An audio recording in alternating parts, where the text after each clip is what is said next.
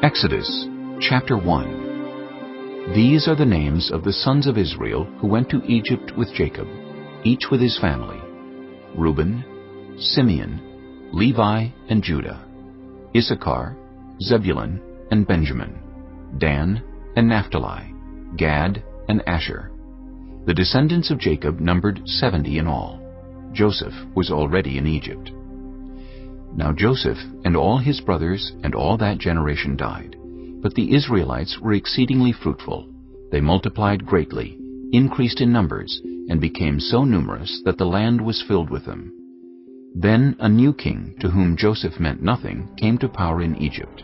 "Look," he said to his people, "the Israelites have become far too numerous for us. Come, we must deal shrewdly with them, or they will become even more numerous. And if war breaks out, we'll join our enemies, fight against us, and leave the country." So they put slave masters over them to oppress them with forced labor, and they built Pithom and Ramesses as store cities for Pharaoh. But the more they were oppressed, the more they multiplied and spread. So the Egyptians came to dread the Israelites and worked them ruthlessly. They made their lives bitter with harsh labor, in brick and mortar, and with all kinds of work in the fields. In all their harsh labor the Egyptians worked them ruthlessly. The king of Egypt said to the Hebrew midwives, whose names were Shiphrah and Puah, "When you are helping the Hebrew women during childbirth on the delivery stool, if you see that the baby is a boy, kill him. But if it is a girl, let her live." The midwives, however, feared God and did not do what the king of Egypt had told them to do. They let the boys live. Then the king of Egypt summoned the midwives and asked them, "Why have you done this? Why have you let the boys live?" The midwives answered Pharaoh, "Hebrew women are not like Egyptian women. They are vigorous and give birth before the midwives arrive." So God was kind to the midwives, and the people increased and became even more numerous. And because the midwives feared God, he gave them families of their own. Then Pharaoh gave this order to all his people: "Every Hebrew boy that is born you must throw into the Nile, but let every girl live." Chapter 2. Now a man of the tribe of Levi married a Levite woman, and she became pregnant and gave birth to a son. When she saw that he was a fine child, she hid him for 3 months. But when she could hide him no longer, she got a papyrus basket for him and coated it with tar and pitch. Then she placed the child in it and put it among the reeds along the bank of the Nile. His sister stood at a distance to see what would happen to him. Then Pharaoh's daughter went down to the Nile to bathe, and her attendants were walking along the river bank. She saw the basket among the reeds and sent her female slave to get it. She opened it and saw the baby. He was crying, and she felt sorry for him. "This is one of the Hebrew babies," she said. Then his sister asked Pharaoh's daughter, "Shall I go and get one of the Hebrew women to nurse the baby for you?" "Yes, go," she answered. So the girl went and got the baby's mother. Pharaoh's daughter said to her, "Take this baby and nurse him for me, and I will pay you." So the woman took the baby and nursed him. When the child grew older, she took him to Pharaoh's daughter, and he became her son. She named him Moses, saying, "I drew him out of the water." One day, after Moses had grown up, he went out to where his own people were and watched them at their hard labor. He saw an Egyptian beating a Hebrew, one of his own people. Looking this way and that, and seeing no one, he killed the Egyptian and hid him in the sand. The next day he went out and saw 2 Hebrews fighting. He asked the one in the wrong, "Why are you hitting your fellow Hebrew?" The man said, "Who made you ruler and judge over us? Are you thinking of killing me as you killed the Egyptian?" Then Moses was afraid and thought, "What I did must have become known." When Pharaoh heard of this, he tried to kill Moses. But Moses fled from Pharaoh and went to live in Midian, where he sat down by a well. Now a priest of Midian had 7 daughters, and they came to draw water and fill the troughs to water their father's flock. Some shepherds came along and drove them away, but Moses got up and came to their rescue and watered their flock. When the girls returned to rule their father, he asked them, "Why have you returned so early today?" They answered, "An Egyptian rescued us from the shepherds. He even drew water for us and watered the flock." "And where is he?" Reuel asked his daughters. Why did you leave him? Invite him to have something to eat. Moses agreed to stay with the man, who gave his daughter Zipporah to Moses in marriage. Zipporah gave birth to a son, and Moses named him Gershom, saying, I have become a foreigner in a foreign land. During that long period, the king of Egypt died. The Israelites groaned in their slavery and cried out, and their cry for help because of their slavery went up to God. God heard their groaning, and he remembered his covenant with Abraham, with Isaac, and with Jacob. So God looked on the Israelites and was concerned about them. Chapter 3. Now Moses was tending the flock of Jethro, his father-in-law, the priest of Midian. And he led the flock to the far side of the wilderness, and came to Horeb, the mountain of God. There the angel of the Lord appeared to him in flames of fire from within a bush. Moses saw that though the bush was on fire, it did not burn up. So Moses thought, I will go over and see this strange sight, why the bush does not burn up. When the Lord saw that he had gone over to look, God called to him from within the bush, Moses, Moses. And Moses said, Here I am. Do not come any closer. God said, Take off your sandals, for the place where you are standing is holy ground. Then he said, I am the God of your father, the God of Abraham, the God of Isaac, and the God of Jacob. At this, Moses hid his face because he was afraid to look at God. The Lord said, I have indeed seen the misery of my people in Egypt. I have heard them crying out because of their slave drivers, and I am concerned about their suffering. So I have come down to rescue them from the hand of the Egyptians, and to bring them up out of that land into a good and spacious land, a land flowing with milk and honey, the home of the Canaanites, Hittites, Amorites, Perizzites, Hivites, and Jebusites. And now the cry of the Israelites has reached me, and I have seen the way the Egyptians are oppressing them. So now, go, I am sending you to Pharaoh, to bring my people, the Israelites, out of Egypt. But Moses said to God, Who am I that I should go to Pharaoh and bring the Israelites out of Egypt? And God said, I will be with you, and this will be the sign to you that it is I who have sent you. When you have brought the people out of Egypt, you will worship God on this mountain. Moses said to God, Suppose I go to the Israelites and say to them, The God of your fathers has sent me to you. And they ask me, What is his name? Then what shall I tell them? God said to Moses, I am who I am. This is what you are to say to the Israelites. I am has sent me to you. God also said to Moses, Say to the Israelites, The Lord, the God of your fathers, the God of Abraham, the God of Isaac, and the God of Jacob, has sent me to you. This is my name forever, the name you shall call me, from generation to generation. Go, assemble the elders of Israel, and say to them, The Lord, the God of your fathers, the God of Abraham, Isaac, and Jacob, appeared to me and said, I have watched over you, and have seen what has been done to you in Egypt. And I have promised to bring you up out of your misery in Egypt, into the land of the Canaanites, Hittites, Amorites, Perizzites, Hivites, and Jebusites, a land flowing with milk and honey. The elders of Israel will listen to you. Then you and the elders are to go to the king of Egypt and say to him, The Lord, the God of the Hebrews, has met with us. Let us take a 3-day journey into the wilderness to offer sacrifices to the Lord our God. But I know that the king of Egypt will not let you go unless a mighty hand compels him. So I will stretch out my hand and strike the Egyptians with all the wonders that I will perform among them. After that, he will let you go. And I will make the Egyptians favorably disposed toward this people, so that when you leave, you will not go empty-handed. every woman is to ask her neighbor and any woman living in her house for articles of silver and gold, and for clothing, which you will put on your sons and daughters, and so you will plunder the Egyptians. Chapter 4.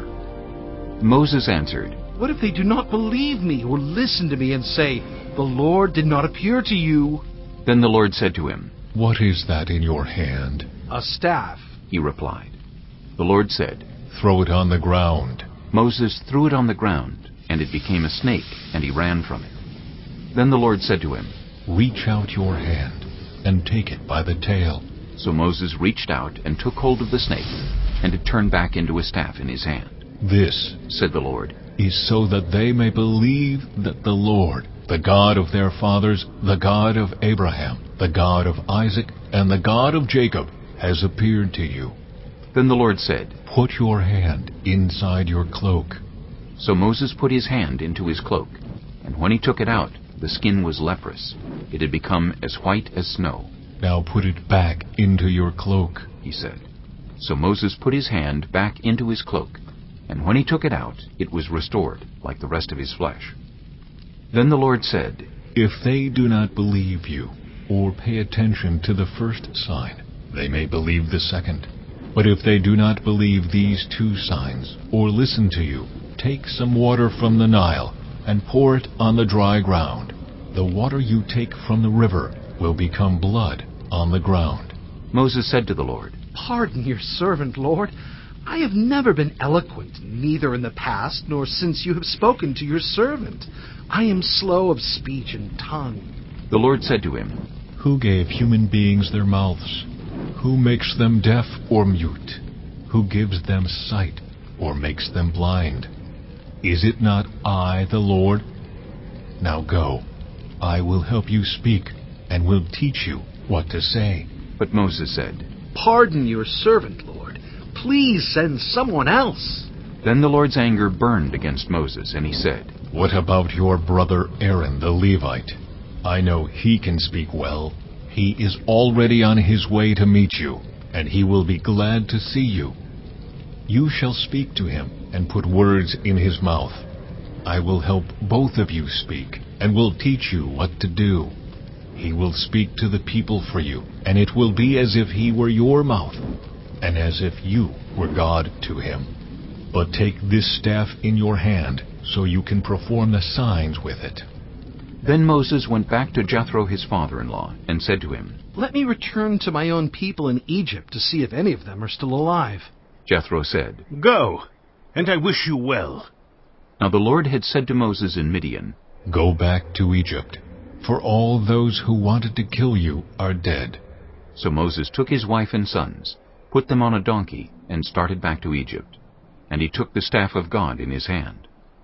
The Lord said to Moses, When you return to Egypt, see that you perform before Pharaoh all the wonders I have given you the power to do. But I will harden his heart, so that he will not let the people go. Then say to Pharaoh, This is what the Lord says. Israel is my firstborn son, and I told you, Let my son go, so he may worship me. But you refused to let him go, so I will kill your firstborn son. At a lodging place on the way, the Lord met Moses, and was about to kill him. But Zipporah took a flint knife, cut off her son's foreskin, and touched Moses' feet with it. Surely you are a bridegroom of blood to me, she said. So the Lord let him alone. At that time she said, Bridegroom of blood, referring to circumcision. The Lord said to Aaron, Go into the wilderness to meet Moses. So he met Moses at the mountain of God and kissed him. Then Moses told Aaron everything the Lord had sent him to say, and also about all the signs he had commanded him to perform. Moses and Aaron brought together all the elders of the Israelites, and Aaron told them everything the Lord had said to Moses. He also performed the signs before the people, and they believed. And when they heard that the Lord was concerned about them, and had seen their misery, they bowed down and worshipped. Chapter 5. Afterward, Moses and Aaron went to Pharaoh and said, This is what the Lord, the God of Israel, says. "Let my people go, so that they may hold a festival to me in the wilderness." Pharaoh said, Who is the Lord that I should obey him and let Israel go? I do not know the Lord, and I will not let Israel go. Then they said, "The God of the Hebrews has met with us. Now let us take a 3-day journey into the wilderness to offer sacrifices to the Lord our God, or he may strike us with plagues or with the sword." But the king of Egypt said, Moses and Aaron, why are you taking the people away from their labor? Get back to your work. Then Pharaoh said, Look, the people of the land are now numerous, and you are stopping them from working. That same day Pharaoh gave this order to the slave drivers and overseers in charge of the people. You are no longer to supply the people with straw for making bricks. Let them go and gather their own straw. But require them to make the same number of bricks as before. Don't reduce the quota. They are lazy. That is why they are crying out, Let us go and sacrifice to our God. Make the work harder for the people, so that they keep working and pay no attention to lies. Then the slave drivers and the overseers went out and said to the people, This is what Pharaoh says. I will not give you any more straw. Go and get your own straw wherever you can find it, but your work will not be reduced at all. So the people scattered all over Egypt to gather stubble to use for straw. The slave drivers kept pressing them, saying, Complete the work required of you for each day, just as when you had straw. And Pharaoh's slave drivers beat the Israelite overseers they had appointed, demanding, Why haven't you met your quota of bricks yesterday or today, as before? Then the Israelite overseers went and appealed to Pharaoh. Why have you treated your servants this way? Your servants are given no straw, yet we are told, Make bricks! Your servants are being beaten, but the fault is with your own people. Pharaoh said, Lazy, that's what you are, lazy. That is why you keep saying, Let us go and sacrifice to the Lord. Now get to work. You will not be given any straw, yet you must produce your full quota of bricks. The Israelite overseers realized they were in trouble when they were told, You are not to reduce the number of bricks required of you for each day. When they left Pharaoh, they found Moses and Aaron waiting to meet them, and they said, May the Lord look on you and judge you. You have made us obnoxious to Pharaoh and his officials, and have put a sword in their hand to kill us. Moses returned to the Lord and said, "Why, Lord, why have you brought trouble on this people? Is this why you sent me? Ever since I went to Pharaoh to speak in your name, he has brought trouble on this people, and you have not rescued your people at all." Chapter 6. Then the Lord said to Moses, Now you will see what I will do to Pharaoh. Because of my mighty hand, he will let them go. Because of my mighty hand, he will drive them out of his country. God also said to Moses, I am the Lord. I appeared to Abraham, to Isaac, and to Jacob as God Almighty. But by my name, the Lord, I did not make myself fully known to them. I also established my covenant with them, to give them the land of Canaan, where they resided as foreigners. Moreover, I have heard the groaning of the Israelites, whom the Egyptians are enslaving, and I have remembered my covenant. Therefore, say to the Israelites, I am the Lord, and I will bring you out from under the yoke of the Egyptians. I will free you from being slaves to them, and I will redeem you with an outstretched arm and with mighty acts of judgment. I will take you as my own people, and I will be your God. Then you will know that I am the Lord your God, who brought you out from under the yoke of the Egyptians. And I will bring you to the land I swore with uplifted hand to give to Abraham, to Isaac, and to Jacob. I will give it to you as a possession. I am the Lord. Moses reported this to the Israelites, but they did not listen to him because of their discouragement and harsh labor. Then the Lord said to Moses, Go tell Pharaoh, king of Egypt, to let the Israelites go out of his country. But Moses said to the Lord, If the Israelites will not listen to me, why would Pharaoh listen to me, since I speak with faltering lips? Now the Lord spoke to Moses and Aaron about the Israelites and Pharaoh, king of Egypt, and he commanded them to bring the Israelites out of Egypt. These were the heads of their families. The sons of Reuben, the firstborn son of Israel, were Hanok and Palu, Hezron and Carmi. These were the clans of Reuben. The sons of Simeon were Jemuel, Jamin, Ohad, Jachin, Zohar, and Shaul, the son of a Canaanite woman. These were the clans of Simeon. These were the names of the sons of Levi according to their records: Gershon, Kohath, and Merari. Levi lived 137 years. The sons of Gershon by clans were Libni and Shimei. The sons of Kohath were Amram, Izhar, Hebron, and Uzziel. Kohath lived 133 years. The sons of Merari were Malai and Mushi. These were the clans of Levi according to their records. Amram married his father's sister Jochebed, who bore him Aaron and Moses. Amram lived 137 years. The sons of Izhar were Korah, Nepheg, and Zikri. The sons of Uzziel were Mishael, Elzaphan, and Sithri. Aaron married Elisheba, daughter of Amminadab and sister of Nahshon, and she bore him Nadab and Abihu, Eleazar, and Ithamar. The sons of Korah were Asher, Elkanah, and Abiasaph. These were the Korahite clans. Eleazar, son of Aaron, married one of the daughters of Putiel, and she bore him Phinehas. These were the heads of the Levite families, clan by clan. It was this Aaron and Moses to whom the Lord said, "Bring the Israelites out of Egypt by their divisions." They were the ones who spoke to Pharaoh, king of Egypt, about bringing the Israelites out of Egypt, this same Moses and Aaron. Now when the Lord spoke to Moses in Egypt, he said to him, "I am the Lord. Tell Pharaoh, king of Egypt, everything I tell you." But Moses said to the Lord, "Since I speak with faltering lips, why would Pharaoh listen to me?" Chapter 7. Then the Lord said to Moses, "See, I have made you like God to Pharaoh, and your brother Aaron will be your prophet. You are to say everything I command you, and your brother Aaron is to tell Pharaoh to let the Israelites go out of his country. But I will harden Pharaoh's heart, and though I multiply my signs and wonders in Egypt, he will not listen to you. Then I will lay my hand on Egypt, and with mighty acts of judgment I will bring out my divisions, my people, the Israelites. And the Egyptians will know that I am the Lord when I stretch out my hand against Egypt and bring the Israelites out of it." Moses and Aaron did just as the Lord commanded them. Moses was 80 years old, and Aaron 83 when they spoke to Pharaoh.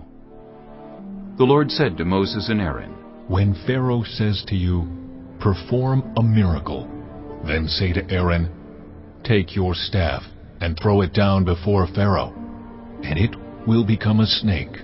So Moses and Aaron went to Pharaoh and did just as the Lord commanded. Aaron threw his staff down in front of Pharaoh and his officials, and it became a snake. Pharaoh then summoned wise men and sorcerers, and the Egyptian magicians also did the same things by their secret arts. Each one threw down his staff, and it became a snake. But Aaron's staff swallowed up their staffs. Yet Pharaoh's heart became hard, and he would not listen to them, just as the Lord had said. Then the Lord said to Moses, "Pharaoh's heart is unyielding. He refuses to let the people go. Go to Pharaoh in the morning as he goes out to the river. Confront him on the bank of the Nile, and take in your hand the staff that was changed into a snake.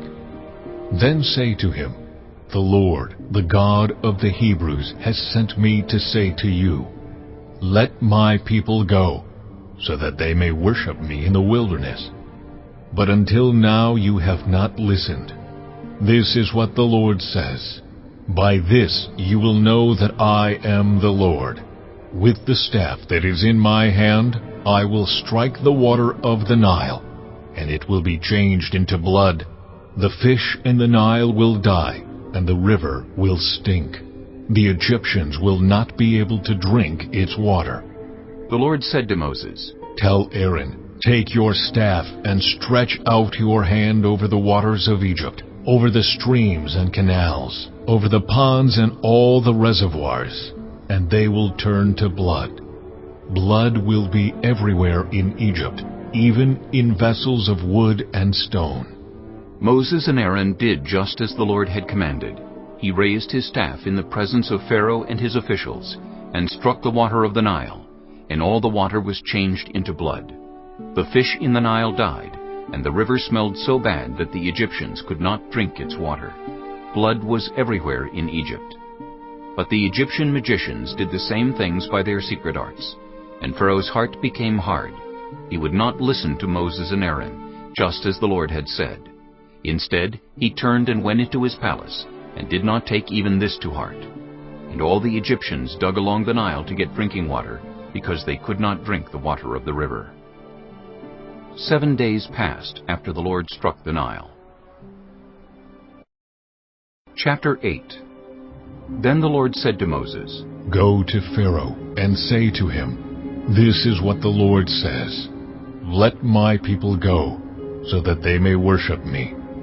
If you refuse to let them go, I will send a plague of frogs on your whole country.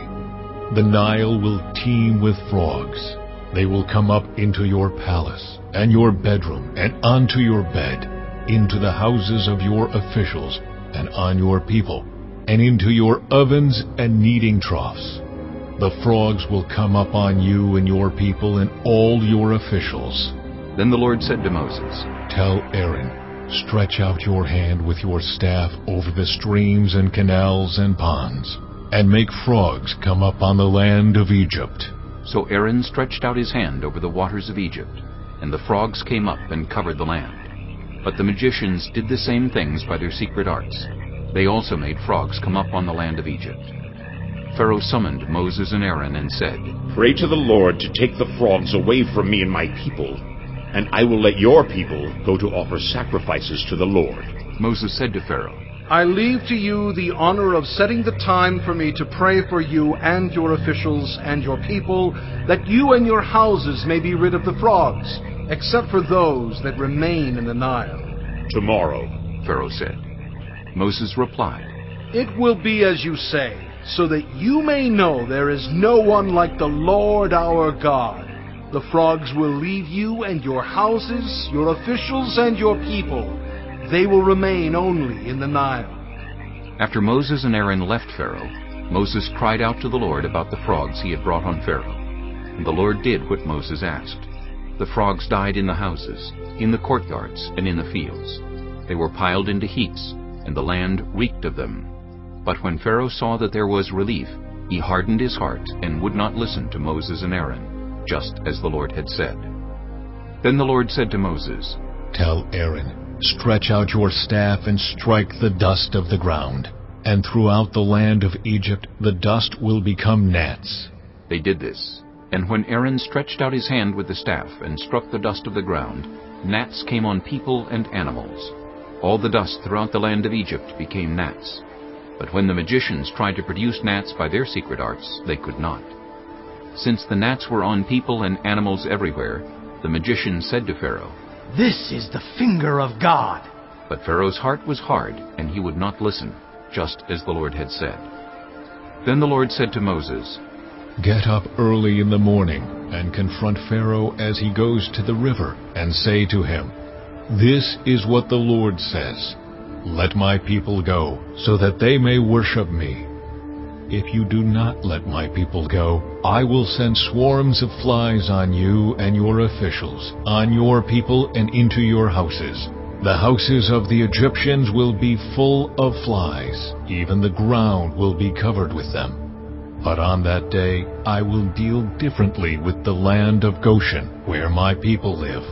No swarms of flies will be there, so that you will know that I, the Lord, am in this land. I will make a distinction between my people and your people. This sign will occur tomorrow. And the Lord did this. Dense swarms of flies poured into Pharaoh's palace and into the houses of his officials. Throughout Egypt the land was ruined by the flies. Then Pharaoh summoned Moses and Aaron and said, Go sacrifice to your God here in the land. But Moses said, That would not be right. The sacrifices we offer the Lord our God would be detestable to the Egyptians. And if we offer sacrifices that are detestable in their eyes, will they not stone us? We must take a 3-day journey into the wilderness to offer sacrifices to the Lord our God, as He commands us." Pharaoh said, I will let you go to offer sacrifices to the Lord your God in the wilderness, but you must not go very far. Now pray for me. Moses answered, "As soon as I leave you, I will pray to the Lord, and tomorrow the flies will leave Pharaoh and his officials and his people. Only let Pharaoh be sure that he does not act deceitfully again by not letting the people go to offer sacrifices to the Lord." Then Moses left Pharaoh and prayed to the Lord. And the Lord did what Moses asked. The flies left Pharaoh and his officials and his people. Not a fly remained.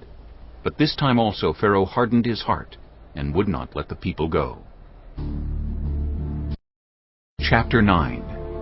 Then the Lord said to Moses, "Go to Pharaoh and say to him, 'This is what the Lord, the God of the Hebrews, says. Let my people go, so that they may worship me. If you refuse to let them go, and continue to hold them back, the hand of the Lord will bring a terrible plague on your livestock in the field, on your horses, donkeys, and camels, and on your cattle, sheep, and goats.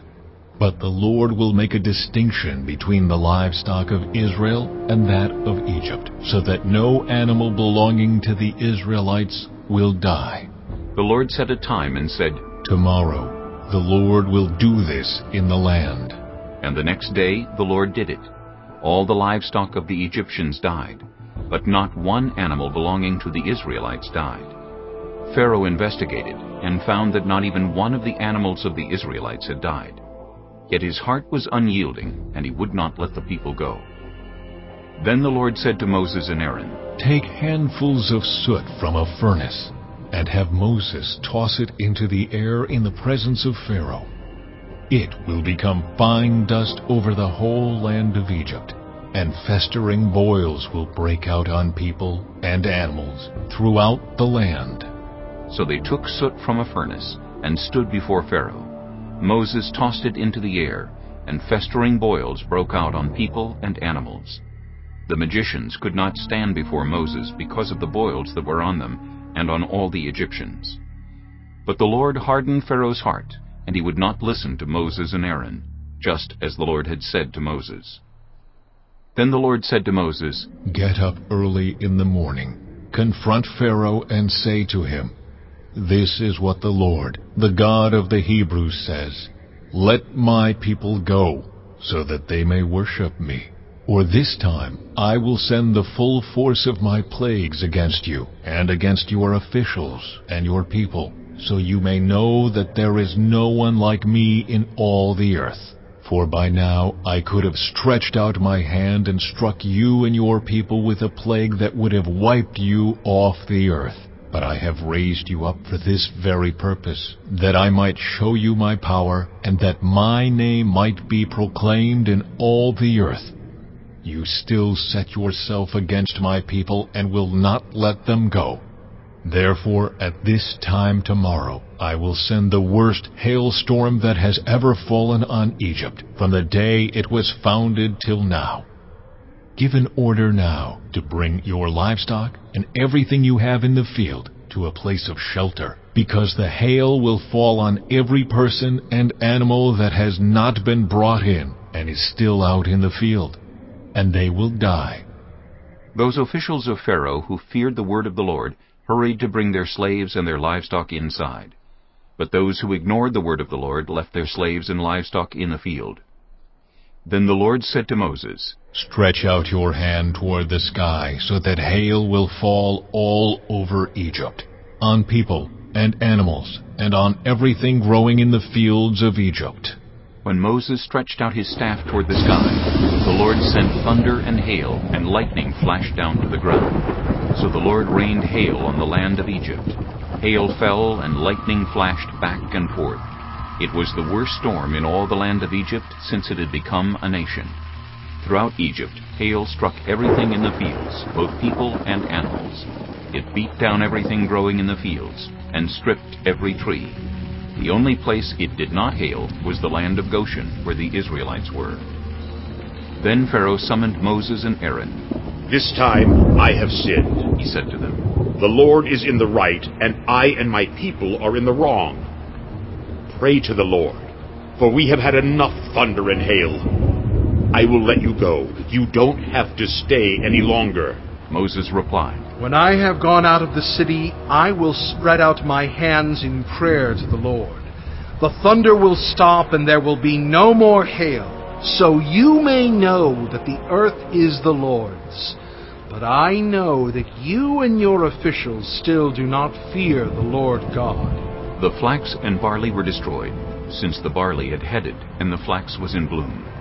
The wheat and spelt, however, were not destroyed, because they ripen later. Then Moses left Pharaoh and went out of the city. He spread out his hands toward the Lord. The thunder and hail stopped, and the rain no longer poured down on the land. When Pharaoh saw that the rain and hail and thunder had stopped, he sinned again. He and his officials hardened their hearts. So Pharaoh's heart was hard, and he would not let the Israelites go, just as the Lord had said through Moses. Chapter 10. Then the Lord said to Moses, Go to Pharaoh, for I have hardened his heart, and the hearts of his officials, so that I may perform these signs of mine among them, that you may tell your children and grandchildren how I dealt harshly with the Egyptians, and how I performed my signs among them, and that you may know that I am the Lord. So Moses and Aaron went to Pharaoh and said to him, This is what the Lord, the God of the Hebrews, says. How long will you refuse to humble yourself before me? Let my people go, so that they may worship me. If you refuse to let them go, I will bring locusts into your country tomorrow. They will cover the face of the ground so that it cannot be seen. They will devour what little you have left after the hail, including every tree that is growing in your fields.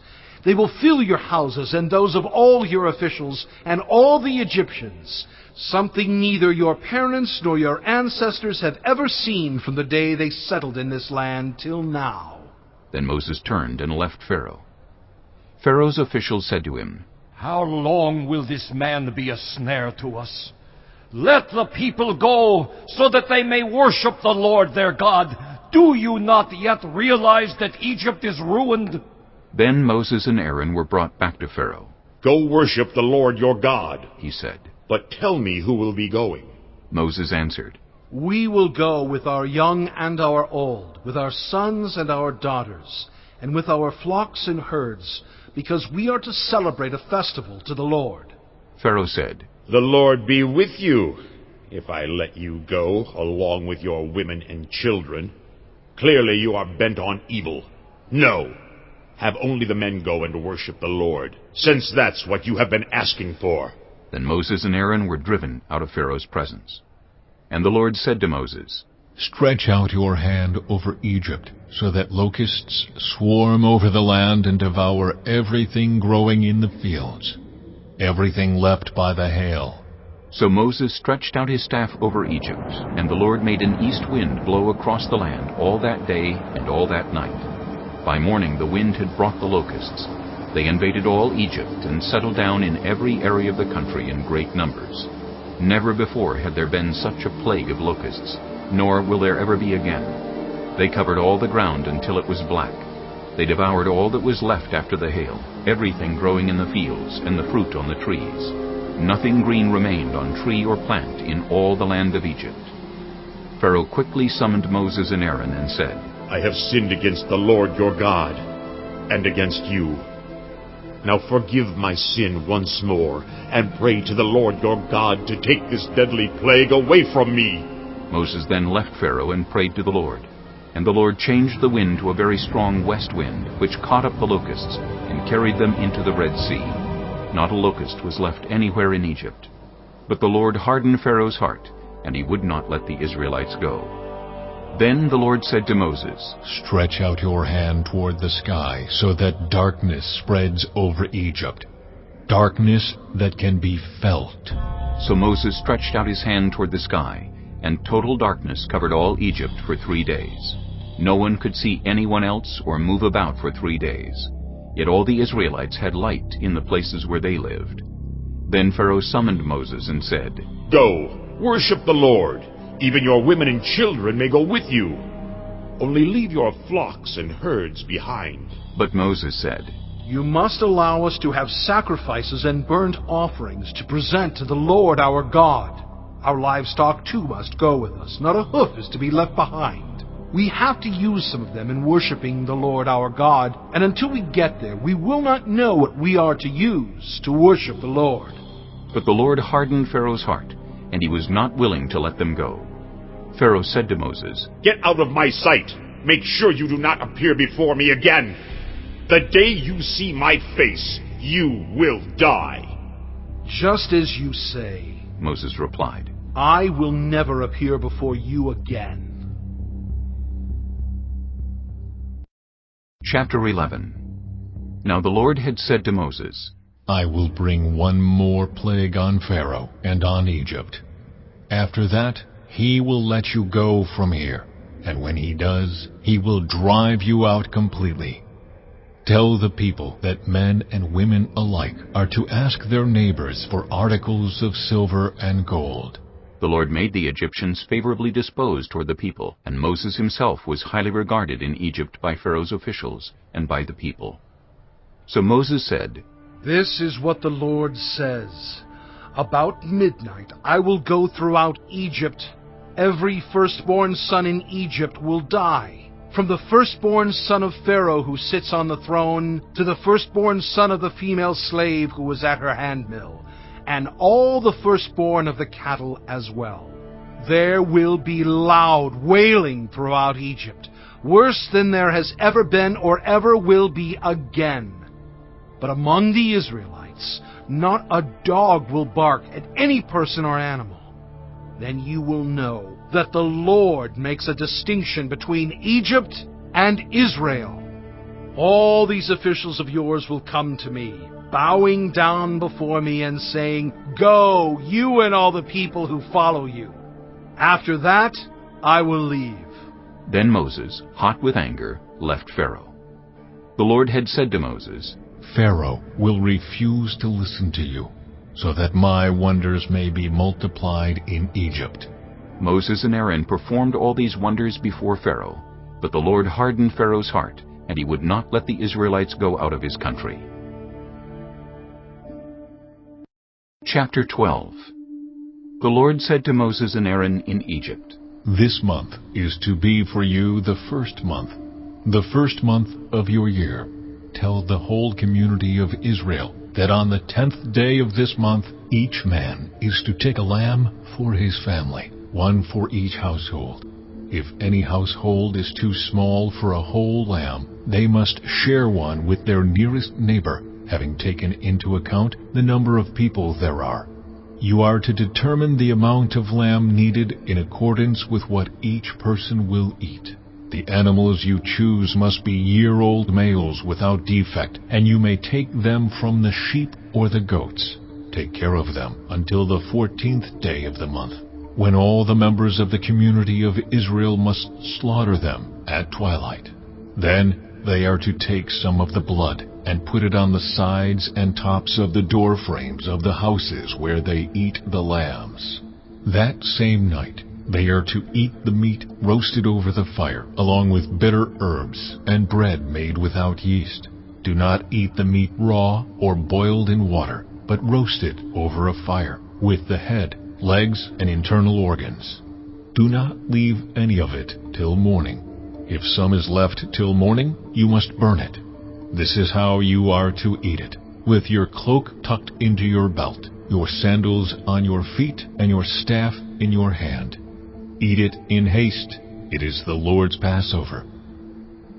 On that same night I will pass through Egypt and strike down every firstborn of both people and animals, and I will bring judgment on all the gods of Egypt. I am the Lord. The blood will be a sign for you on the houses where you are, and when I see the blood, I will pass over you. No destructive plague will touch you when I strike Egypt. This is a day you are to commemorate. For the generations to come, you shall celebrate it as a festival to the Lord, a lasting ordinance. For 7 days you are to eat bread made without yeast. On the first day remove the yeast from your houses, for whoever eats anything with yeast in it from the first day through the 7th must be cut off from Israel. On the first day hold a sacred assembly, and another one on the 7th day. Do no work at all on these days, except to prepare food for everyone to eat. That is all you may do. Celebrate the festival of unleavened bread, because it was on this very day that I brought your divisions out of Egypt. Celebrate this day as a lasting ordinance for the generations to come. In the first month you are to eat bread made without yeast, from the evening of the 14th day until the evening of the 21st day. For 7 days no yeast is to be found in your houses, and anyone, whether foreigner or native-born, who eats anything with yeast in it must be cut off from the community of Israel. Eat nothing made with yeast. Wherever you live, you must eat unleavened bread. Then Moses summoned all the elders of Israel and said to them, Go at once and select the animals for your families and slaughter the Passover lamb. Take a bunch of hyssop, dip it into the blood in the basin, and put some of the blood on the top and on both sides of the doorframe. None of you shall go out of the door of your house until morning. When the Lord goes through the land to strike down the Egyptians, he will see the blood on the top and sides of the doorframe and will pass over that doorway, and he will not permit the destroyer to enter your houses and strike you down. Obey these instructions as a lasting ordinance for you and your descendants. When you enter the land that the Lord will give you as he promised, observe this ceremony. And when your children ask you, What does this ceremony mean to you? Then tell them, It is the Passover sacrifice to the Lord, who passed over the houses of the Israelites in Egypt and spared our homes when he struck down the Egyptians. Then the people bowed down and worshipped. The Israelites did just what the Lord commanded Moses and Aaron. At midnight, the Lord struck down all the firstborn in Egypt, from the firstborn of Pharaoh who sat on the throne to the firstborn of the prisoner who was in the dungeon, and the firstborn of all the livestock as well. Pharaoh and all his officials and all the Egyptians got up during the night, and there was loud wailing in Egypt, for there was not a house without someone dead. During the night, Pharaoh summoned Moses and Aaron and said, Up! Leave my people, you and the Israelites. Go! Worship the Lord as you have requested. Take your flocks and herds as you have said, and go! And also bless me. The Egyptians urged the people to hurry and leave the country. For otherwise, they said, we will all die. So the people took their dough before the yeast was added, and carried it on their shoulders in kneading troughs wrapped in clothing. The Israelites did as Moses instructed, and asked the Egyptians for articles of silver and gold, and for clothing. The Lord had made the Egyptians favorably disposed toward the people, and they gave them what they asked for, so they plundered the Egyptians. The Israelites journeyed from Ramesses to Succoth. There were about 600,000 men on foot, besides women and children. Many other people went up with them, and also large droves of livestock, both flocks and herds.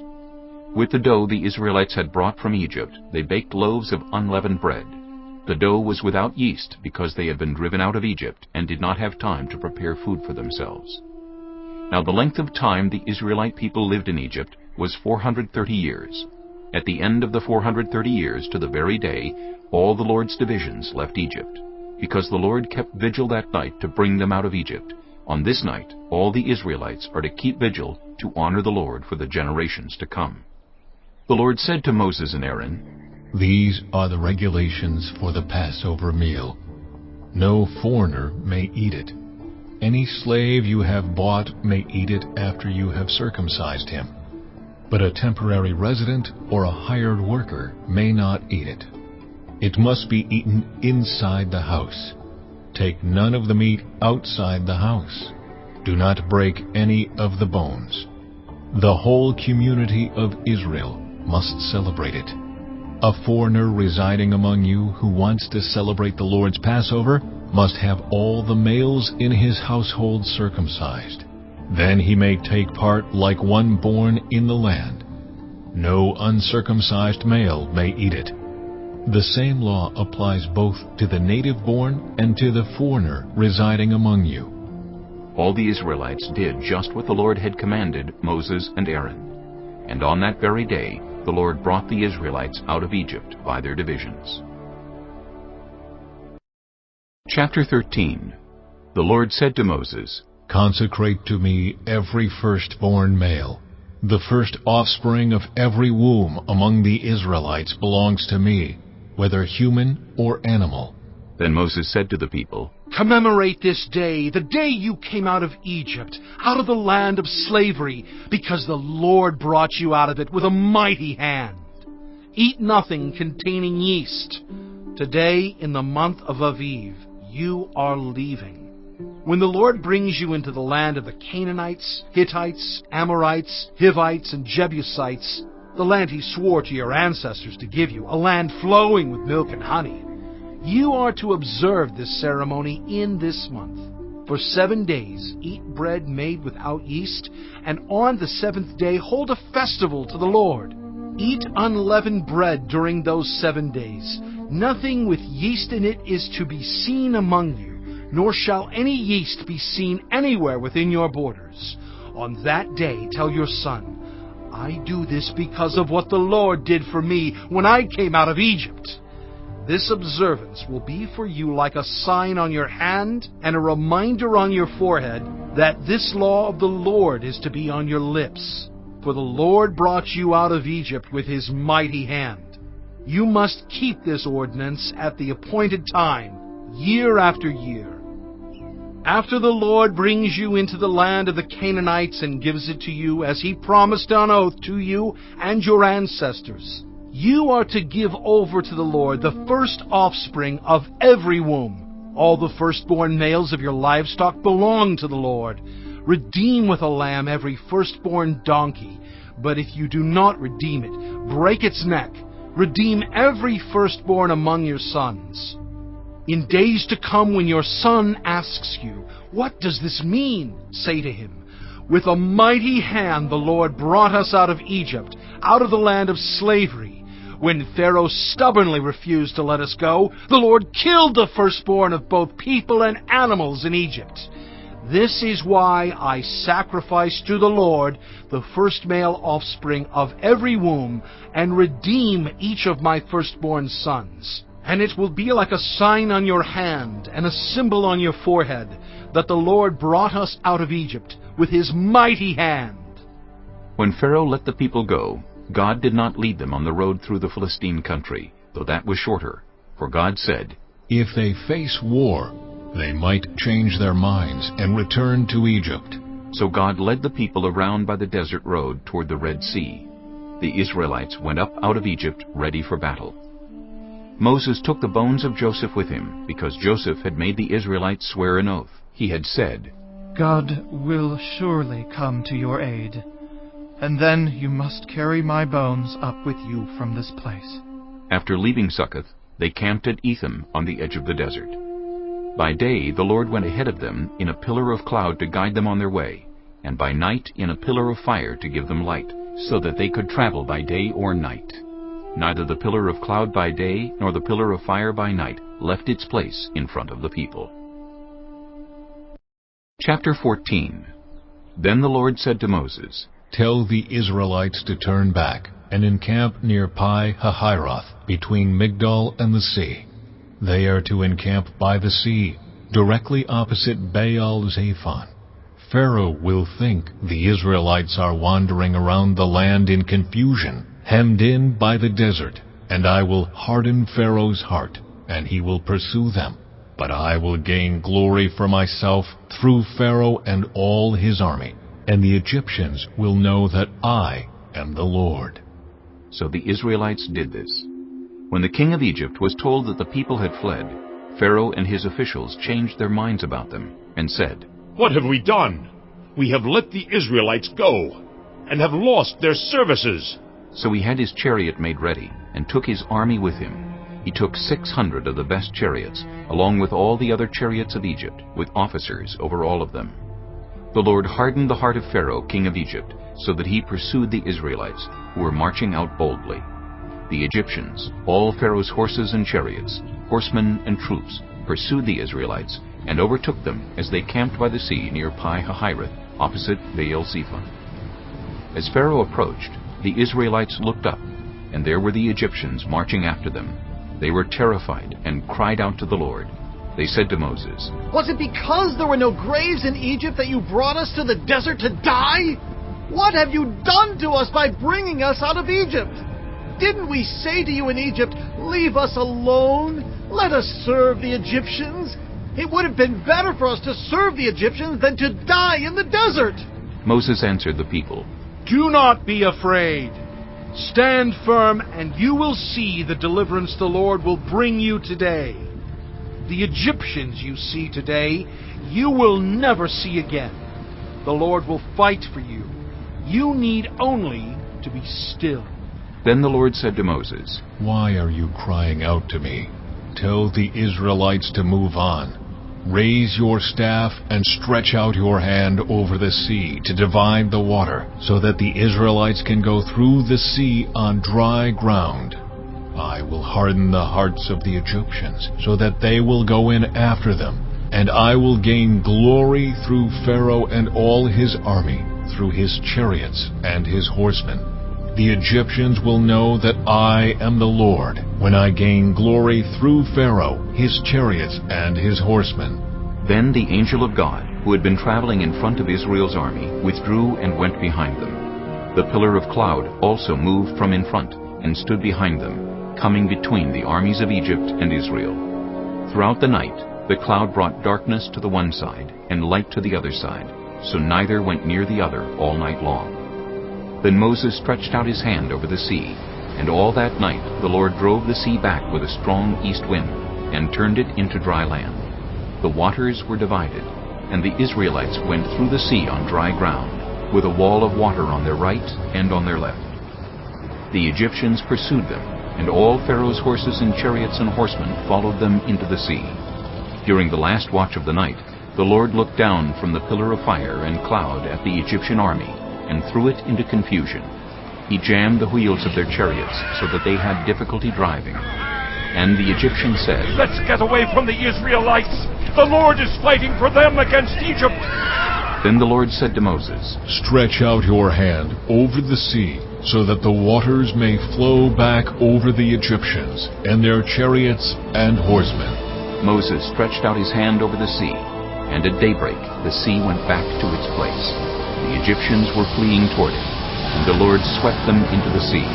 The water flowed back and covered the chariots and horsemen, the entire army of Pharaoh that had followed the Israelites into the sea. Not one of them survived. But the Israelites went through the sea on dry ground, with a wall of water on their right and on their left. That day the Lord saved Israel from the hands of the Egyptians, and Israel saw the Egyptians lying dead on the shore. And when the Israelites saw the mighty hand of the Lord displayed against the Egyptians, the people feared the Lord and put their trust in him and in Moses his servant. Chapter 15. Then Moses and the Israelites sang this song to the Lord. "I will sing to the Lord, for he is highly exalted. Both horse and driver he has hurled into the sea. The Lord is my strength and my defense. He has become my salvation. He is my God, and I will praise him, my father's God, and I will exalt him. The Lord is a warrior. The Lord is his name. Pharaoh's chariots and his army he has hurled into the sea. The best of Pharaoh's officers are drowned in the Red Sea. The deep waters have covered them. They sank to the depths like a stone. Your right hand, Lord, was majestic in power. Your right hand, Lord, shattered the enemy. In the greatness of your majesty, you threw down those who opposed you. You unleashed your burning anger. It consumed them like stubble. By the blast of your nostrils, the waters piled up. The surging waters stood up like a wall. The deep waters congealed in the heart of the sea.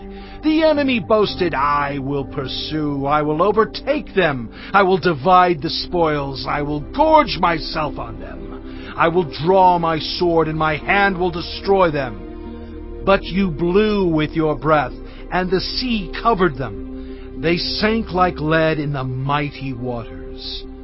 Who among the gods is like you, Lord? Who is like you? Majestic in holiness, awesome in glory, working wonders. You stretch out your right hand, and the earth swallows your enemies. In your unfailing love you will lead the people you have redeemed. In your strength you will guide them to your holy dwelling. The nations will hear and tremble. Anguish will grip the people of Philistia. The chiefs of Edom will be terrified. The leaders of Moab will be seized with trembling. The people of Canaan will melt away. Terror and dread will fall on them. By the power of your arm they will be as still as a stone until your people pass by, Lord, until the people you bought pass by. You will bring them in and plant them on the mountain of your inheritance, the place, Lord, you made for your dwelling, the sanctuary, Lord, your hands established. The Lord reigns forever and ever. When Pharaoh's horses, chariots, and horsemen went into the sea, the Lord brought the waters of the sea back over them. But the Israelites walked through the sea on dry ground. Then Miriam the prophet, Aaron's sister, took a timbrel in her hand, and all the women followed her with timbrels and dancing. Miriam sang to them, Sing to the Lord, for he is highly exalted. Both horse and driver he is hurled into the sea. Then Moses led Israel from the Red Sea, and they went into the desert of Shur. For 3 days they traveled in the desert without finding water. When they came to Marah, they could not drink its water because it was bitter. That is why the place is called Marah. So the people grumbled against Moses, saying, What are we to drink? Then Moses cried out to the Lord, and the Lord showed him a piece of wood. He threw it into the water, and the water became fit to drink. There the Lord issued a ruling and instruction for them, and put them to the test. He said, If you listen carefully to the Lord your God, and do what is right in His eyes, if you pay attention to His commands and keep all His decrees, I will not bring on you any of the diseases I brought on the Egyptians, for I am the Lord who heals you. Then they came to Elim, where there were 12 springs and 70 palm trees, and they camped there near the water. Chapter 16. The whole Israelite community set out from Elim and came to the desert of Sin, which is between Elim and Sinai, on the 15th day of the 2nd month after they had come out of Egypt. In the desert, the whole community grumbled against Moses and Aaron. The Israelites said to them, If only we had died by the Lord's hand in Egypt! There we sat around pots of meat and ate all the food we wanted. But you have brought us out into this desert to starve this entire assembly to death. Then the Lord said to Moses, I will rain down bread from heaven for you. The people are to go out each day and gather enough for that day. In this way I will test them and see whether they will follow my instructions. On the 6th day they are to prepare what they bring in, and that is to be twice as much as they gather on the other days. So Moses and Aaron said to all the Israelites, In the evening you will know that it was the Lord who brought you out of Egypt. And in the morning you will see the glory of the Lord, because He has heard your grumbling against Him. Who are we that you should grumble against us? Moses also said, You will know that it was the Lord when He gives you meat to eat in the evening, and all the bread you want in the morning, because He has heard your grumbling against Him. Who are we? You are not grumbling against us, but against the Lord. Then Moses told Aaron, Say to the entire Israelite community, Come before the Lord, for He has heard your grumbling. While Aaron was speaking to the whole Israelite community, they looked toward the desert, and there was the glory of the Lord appearing in the cloud. The Lord said to Moses, I have heard the grumbling of the Israelites. Tell them, at twilight you will eat meat, and in the morning you will be filled with bread. Then you will know that I am the Lord your God." That evening quail came and covered the camp, and in the morning there was a layer of dew around the camp. When the dew was gone, thin flakes like frost on the ground appeared on the desert floor. When the Israelites saw it, they said to each other, "What is it?" For they did not know what it was. Moses said to them, "It is the bread the Lord has given you to eat. This is what the Lord has commanded. Everyone is to gather as much as they need. Take an omer for each person you have in your tent." The Israelites did as they were told. Some gathered much, some little. And when they measured it by the omer, the one who gathered much did not have too much, and the one who gathered little did not have too little. Everyone had gathered just as much as they needed. Then Moses said to them, "No one is to keep any of it until morning." However, some of them paid no attention to Moses. They kept part of it until morning, but it was full of maggots and began to smell. So Moses was angry with them. Each morning everyone gathered as much as they needed, and when the sun grew hot, it melted away. On the 6th day they gathered twice as much, 2 omers for each person. And the leaders of the community came and reported this to Moses. He said to them, "This is what the Lord commanded. Tomorrow is to be a day of Sabbath rest, a holy Sabbath to the Lord. So bake what you want to bake, and boil what you want to boil. Save whatever is left, and keep it until morning." So they saved it until morning, as Moses commanded, and it did not stink or get maggots in it. "Eat it today," Moses said, "because today is a Sabbath to the Lord. You will not find any of it on the ground today.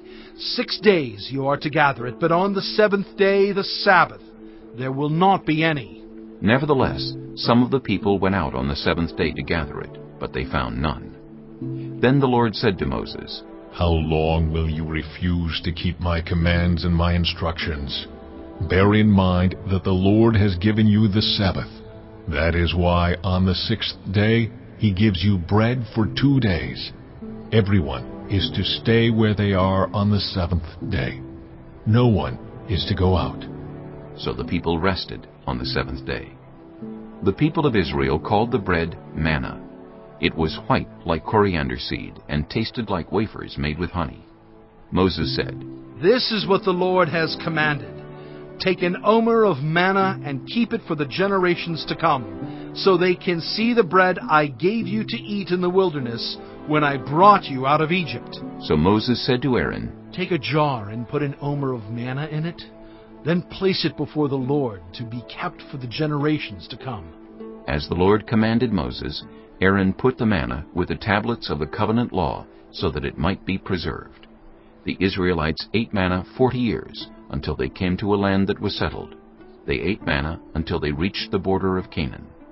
An omer is 1/10 of an ephah. Chapter 17.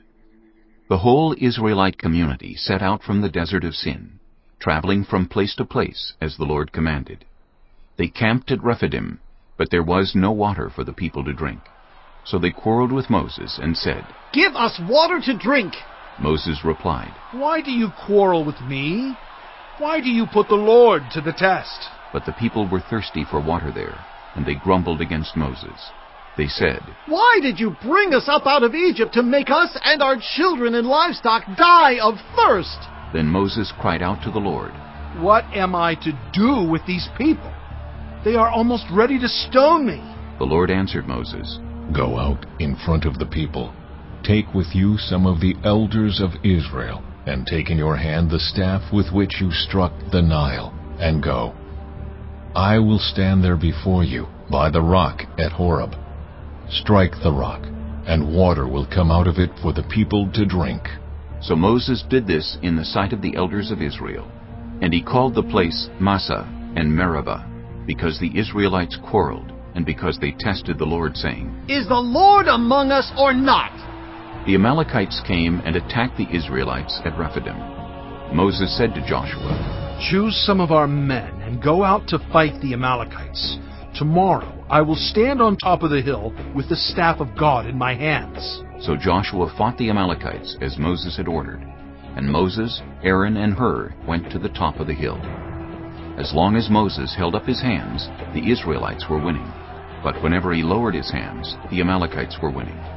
When Moses' hands grew tired, they took a stone and put it under him, and he sat on it. Aaron and Hur held his hands up, one on one side, one on the other, so that his hands remained steady till sunset.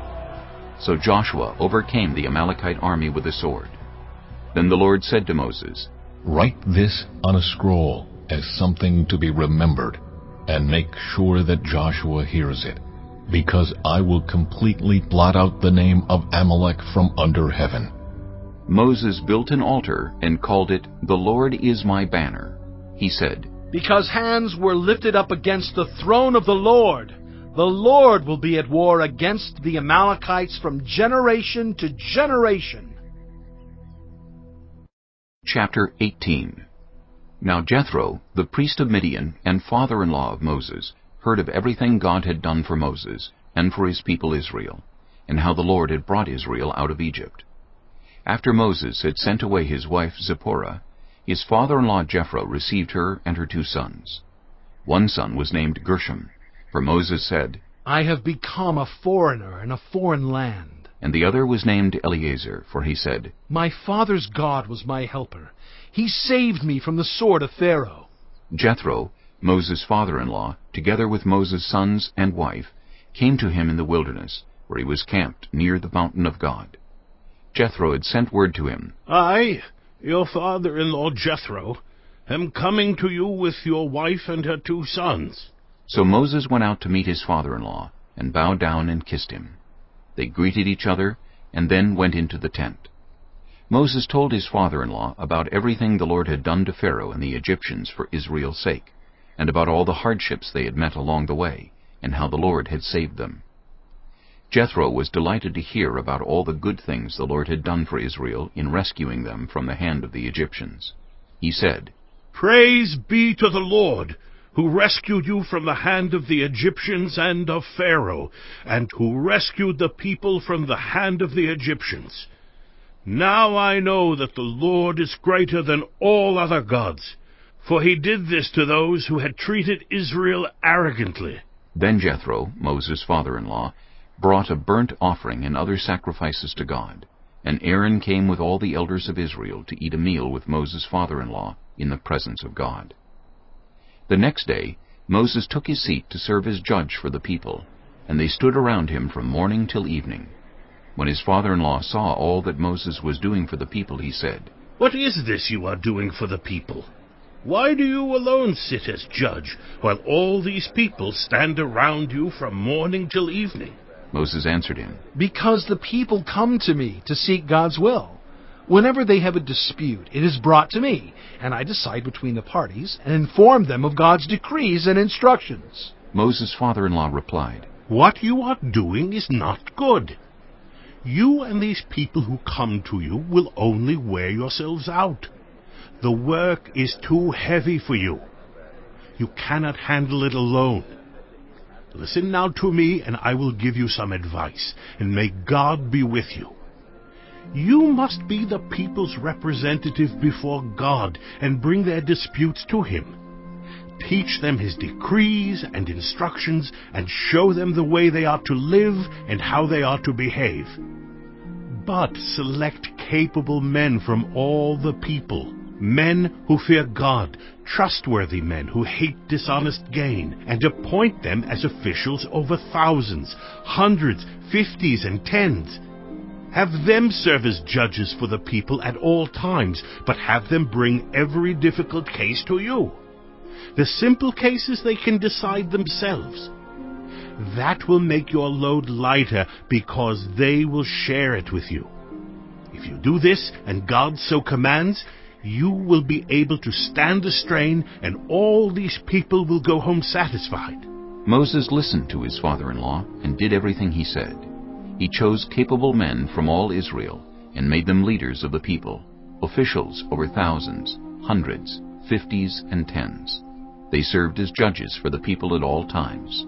The difficult cases they brought to Moses, but the simple ones they decided themselves. Then Moses sent his father-in-law on his way, and Jethro returned to his own country.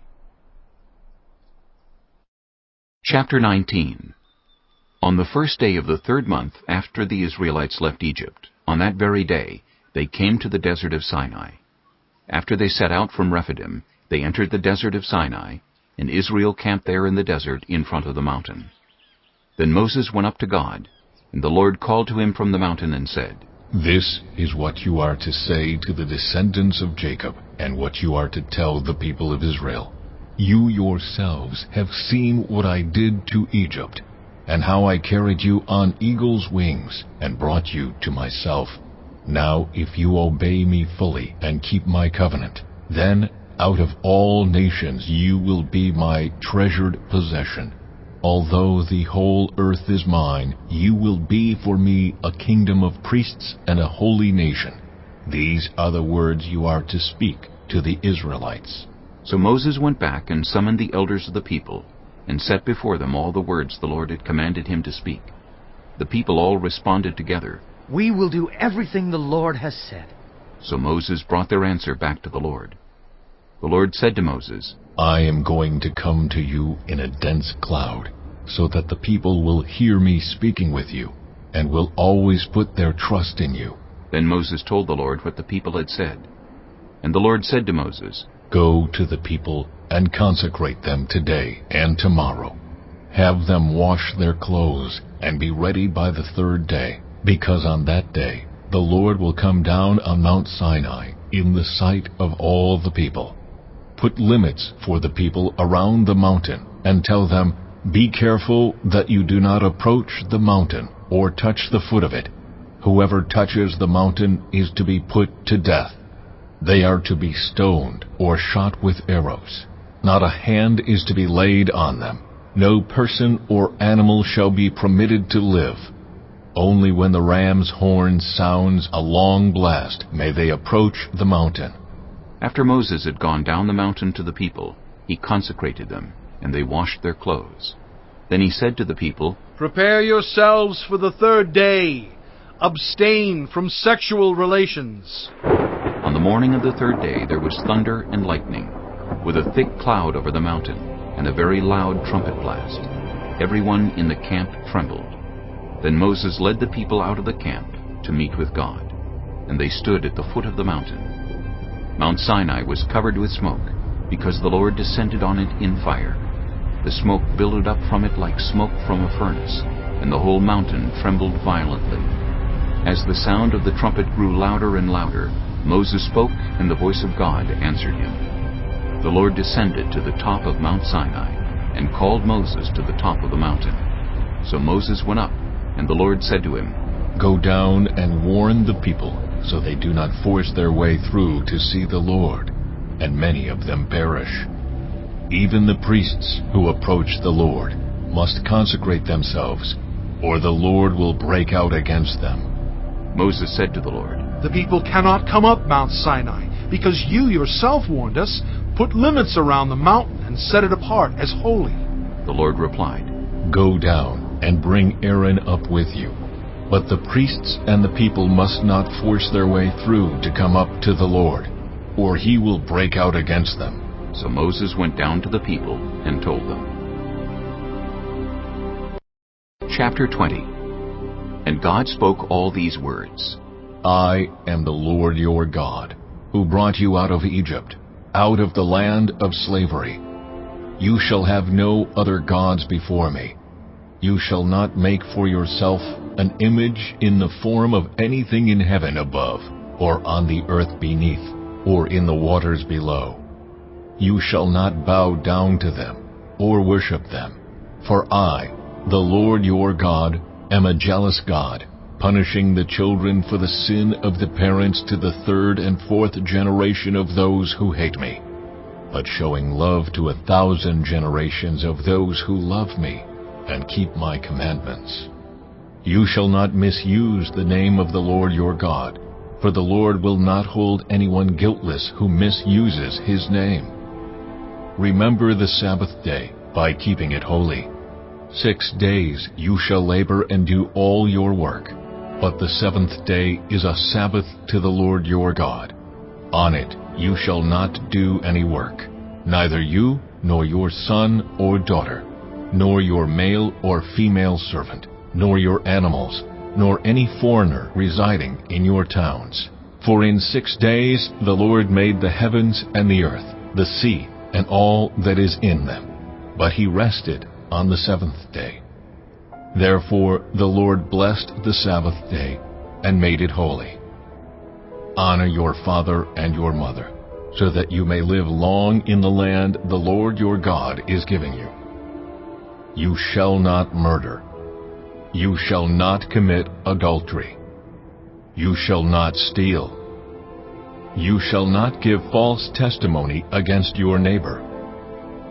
You shall not covet your neighbor's house. You shall not covet your neighbor's wife, or his male or female servant, his ox or donkey, or anything that belongs to your neighbor. When the people saw the thunder and lightning, and heard the trumpet, and saw the mountain in smoke, they trembled with fear. They stayed at a distance, and said to Moses, "Speak to us yourself, and we will listen. But do not have God speak to us, or we will die." Moses said to the people, "Do not be afraid. God has come to test you, so that the fear of God will be with you to keep you from sinning." The people remained at a distance, while Moses approached the thick darkness where God was. Then the Lord said to Moses, "Tell the Israelites this. You have seen for yourselves that I have spoken to you from heaven. Do not make any gods to be alongside me. Do not make for yourselves gods of silver or gods of gold. Make an altar of earth for me, and sacrifice on it your burnt offerings and fellowship offerings, your sheep and goats and your cattle. Wherever I cause my name to be honored, I will come to you and bless you. If you make an altar of stones for me, do not build it with dressed stones, for you will defile it if you use a tool on it. And do not go up to my altar on steps, or your private parts may be exposed." Chapter 21. These are the laws you are to set before them.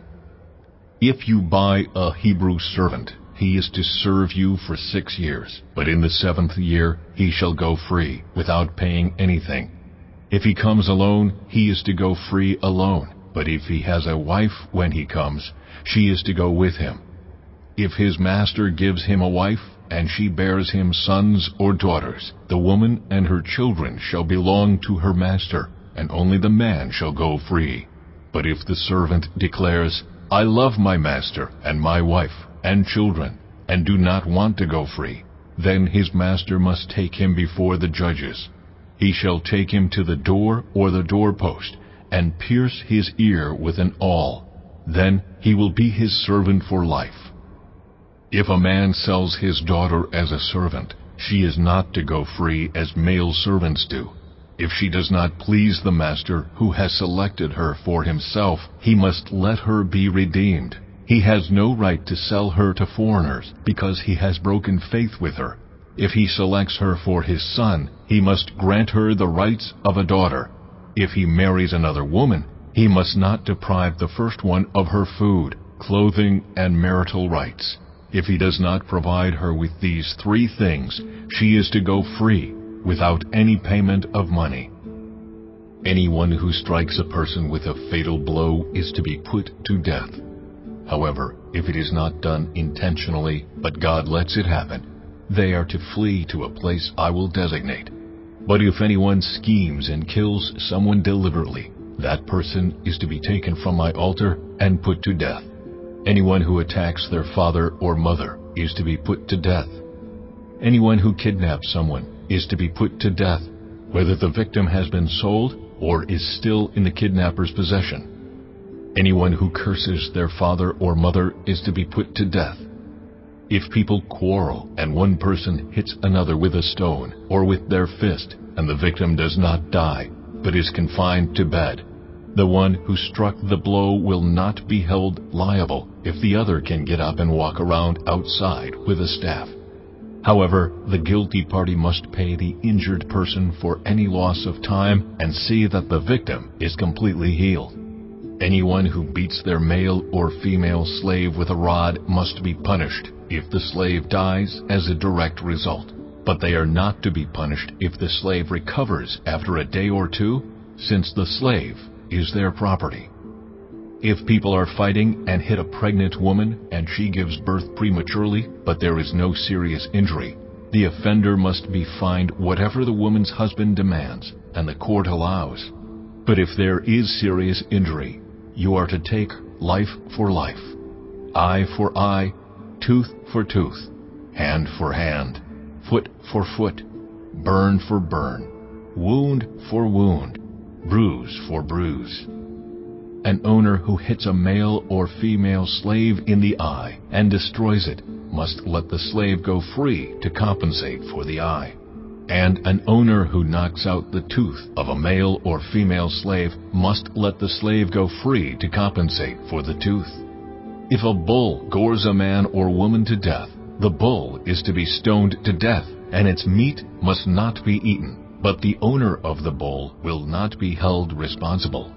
If, however, the bull has had the habit of goring, and the owner has been warned but has not kept it penned up, and it kills a man or woman, the bull is to be stoned, and its owner also is to be put to death. However, if payment is demanded, the owner may redeem his life by the payment of whatever is demanded. This law also applies if the bull gores a son or daughter. If the bull gores a male or female slave, the owner must pay 30 shekels of silver to the master of the slave, and the bull is to be stoned to death. If anyone uncovers a pit or digs one and fails to cover it, and an ox or a donkey falls into it, the one who opened the pit must pay the owner for the loss and take the dead animal in exchange. If anyone's bull injures someone else's bull and it dies, the two parties are to sell the live one and divide both the money and the dead animal equally. However, if it was known that the bull had the habit of goring, yet the owner did not keep it penned up, the owner must pay, animal for animal, and take the dead animal in exchange. Chapter 22. Whoever steals an ox or a sheep and slaughters it or sells it must pay back 5 head of cattle for the ox and 4 sheep for the sheep.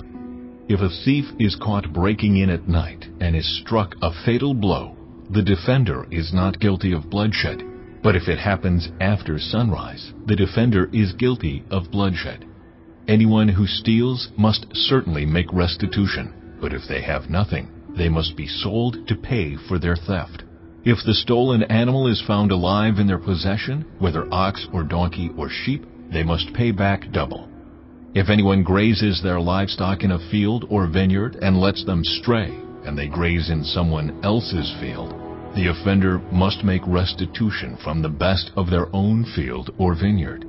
If a fire breaks out and spreads into thorn bushes so that it burns shocks of grain or standing grain or the whole field, the one who started the fire must make restitution. If anyone gives a neighbor silver or goods for safekeeping and they are stolen from the neighbor's house, the thief, if caught, must pay back double.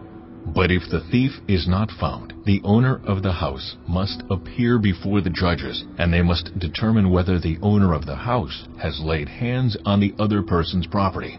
In all cases of illegal possession of an ox, a donkey, a sheep, a garment, or any other lost property about which somebody says, "This is mine," both parties are to bring their cases before the judges. The one whom the judges declare guilty must pay back double to the other. If anyone gives a donkey, an ox, a sheep, or any other animal to their neighbor for safekeeping, and it dies, or is injured, or is taken away while no one is looking, the issue between them will be settled by the taking of an oath before the Lord that the neighbor did not lay hands on the other person's property. The owner is to accept this, and no restitution is required. But if the animal was stolen from the neighbor, restitution must be made to the owner. If it was torn to pieces by a wild animal, the neighbor shall bring in the remains as evidence and shall not be required to pay for the torn animal. If anyone borrows an animal from their neighbor and it is injured or dies while the owner is not present, they must make restitution. But if the owner is with the animal, the borrower will not have to pay. If the animal was hired, the money paid for the hire covers the loss. If a man seduces a virgin who is not pledged to be married and sleeps with her, he must pay the bride price, and she shall be his wife. If her father absolutely refuses to give her to him, he must still pay the bride price for virgins. Do not allow a sorceress to live. Anyone who has sexual relations with an animal is to be put to death. Whoever sacrifices to any god other than the Lord must be destroyed. Do not mistreat or oppress a foreigner, for you were foreigners in Egypt. Do not take advantage of the widow or the fatherless. If you do and they cry out to me, I will certainly hear their cry. My anger will be aroused and I will kill you with the sword. Your wives will become widows and your children fatherless. If you lend money to one of my people among you who is needy, do not treat it like a business deal. Charge no interest. If you take your neighbor's cloak as a pledge, return it by sunset, because that cloak is the only covering your neighbor has. What else can they sleep in? When they cry out to me, I will hear, for I am compassionate. Do not blaspheme God or curse the ruler of your people. Do not hold back offerings from your granaries or your vats. You must give me the firstborn of your sons. Do the same with your cattle and your sheep. Let them stay with their mothers for 7 days, but give them to me on the 8th day. You are to be my holy people, so do not eat the meat of an animal torn by wild beasts. Throw it to the dogs. Chapter 23. Do not spread false reports. Do not help a guilty person by being a malicious witness. Do not follow the crowd in doing wrong. When you give testimony in a lawsuit, do not pervert justice by siding with the crowd, and do not show favoritism to a poor person in a lawsuit. If you come across your enemy's ox or donkey wandering off, be sure to return it. If you see the donkey of someone who hates you fallen down under its load, do not leave it there. Be sure you help them with it.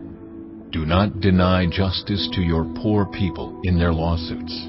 Have nothing to do with a false charge, and do not put an innocent or honest person to death, for I will not acquit the guilty. Do not accept a bribe, for a bribe blinds those who see and twists the words of the innocent. Do not oppress a foreigner. You yourselves know how it feels to be foreigners, because you were foreigners in Egypt. For 6 years you are to sow your fields and harvest the crops. But during the 7th year let the land lie unplowed and unused. Then the poor among your people may get food from it, and the wild animals may eat what is left. Do the same with your vineyard and your olive grove. 6 days do your work, but on the 7th day do not work, so that your ox and your donkey may rest, and so that the slave born in your household and the foreigner living among you may be refreshed. Be careful to do everything I have said to you. Do not invoke the names of other gods. Do not let them be heard on your lips. 3 times a year you are to celebrate a festival to me. Celebrate the festival of unleavened bread. For 7 days eat bread made without yeast, as I commanded you. Do this at the appointed time in the month of Aviv, for in that month you came out of Egypt. No one is to appear before me empty-handed. Celebrate the festival of harvest with the first fruits of the crops you sow in your field. Celebrate the festival of ingathering at the end of the year, when you gather in your crops from the field. 3 times a year all the men are to appear before the sovereign Lord. Do not offer the blood of a sacrifice to me along with anything containing yeast. The fat of my festival offerings must not be kept until morning. Bring the best of the first fruits of your soil to the house of the Lord your God. Do not cook a young goat in its mother's milk. See, I am sending an angel ahead of you to guard you along the way, and to bring you to the place I have prepared. Pay attention to him and listen to what he says. Do not rebel against him, He will not forgive your rebellion, since my name is in him. If you listen carefully to what he says and do all that I say, I will be an enemy to your enemies, and will oppose those who oppose you.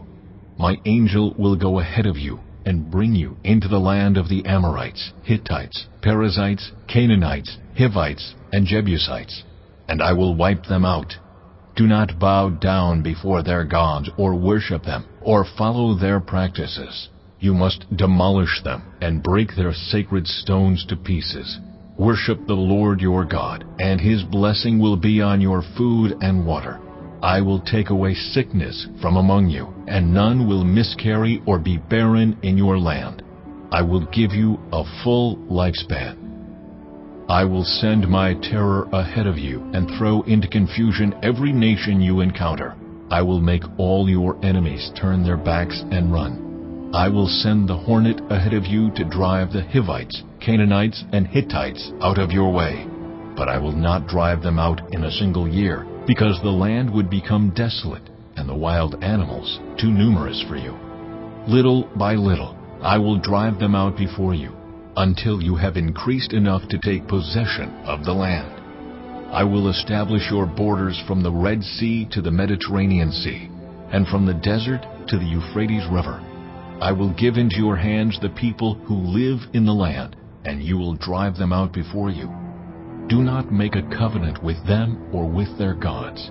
Do not let them live in your land, or they will cause you to sin against me, because the worship of their gods will certainly be a snare to you. Chapter 24. Then the Lord said to Moses, Come up to the Lord, you and Aaron, Nadab and Abihu, and 70 of the elders of Israel. You are to worship at a distance, but Moses alone is to approach the Lord. The others must not come near, and the people may not come up with him. When Moses went and told the people all the Lord's words and laws, they responded with one voice, Everything the Lord has said we will do. Moses then wrote down everything the Lord had said. He got up early the next morning and built an altar at the foot of the mountain and set up 12 stone pillars representing the 12 tribes of Israel. Then he sent young Israelite men, and they offered burnt offerings and sacrificed young bulls as fellowship offerings to the Lord. Moses took half of the blood and put it in bowls, and the other half he splashed against the altar. Then he took the book of the covenant and read it to the people. They responded, We will do everything the Lord has said. We will obey. Moses then took the blood, sprinkled it on the people, and said, This is the blood of the covenant that the Lord has made with you in accordance with all these words. Moses and Aaron, Nadab and Abihu, and the 70 elders of Israel went up and saw the God of Israel. Under his feet was something like a pavement made of lapis lazuli, as bright blue as the sky. But God did not raise his hand against these leaders of the Israelites. They saw God, and they ate and drank. The Lord said to Moses, Come up to me on the mountain, and stay here, and I will give you the tablets of stone with the law and commandments I have written for their instruction. Then Moses set out with Joshua his aide, and Moses went up on the mountain of God. He said to the elders, Wait here for us until we come back to you. Aaron and Hur are with you, and anyone involved in a dispute can go to them. When Moses went up on the mountain, the cloud covered it, and the glory of the Lord settled on Mount Sinai. For 6 days the cloud covered the mountain, and on the 7th day the Lord called to Moses from within the cloud. To the Israelites, the glory of the Lord looked like a consuming fire on top of the mountain.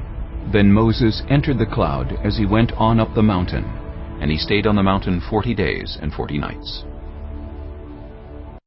Chapter 25.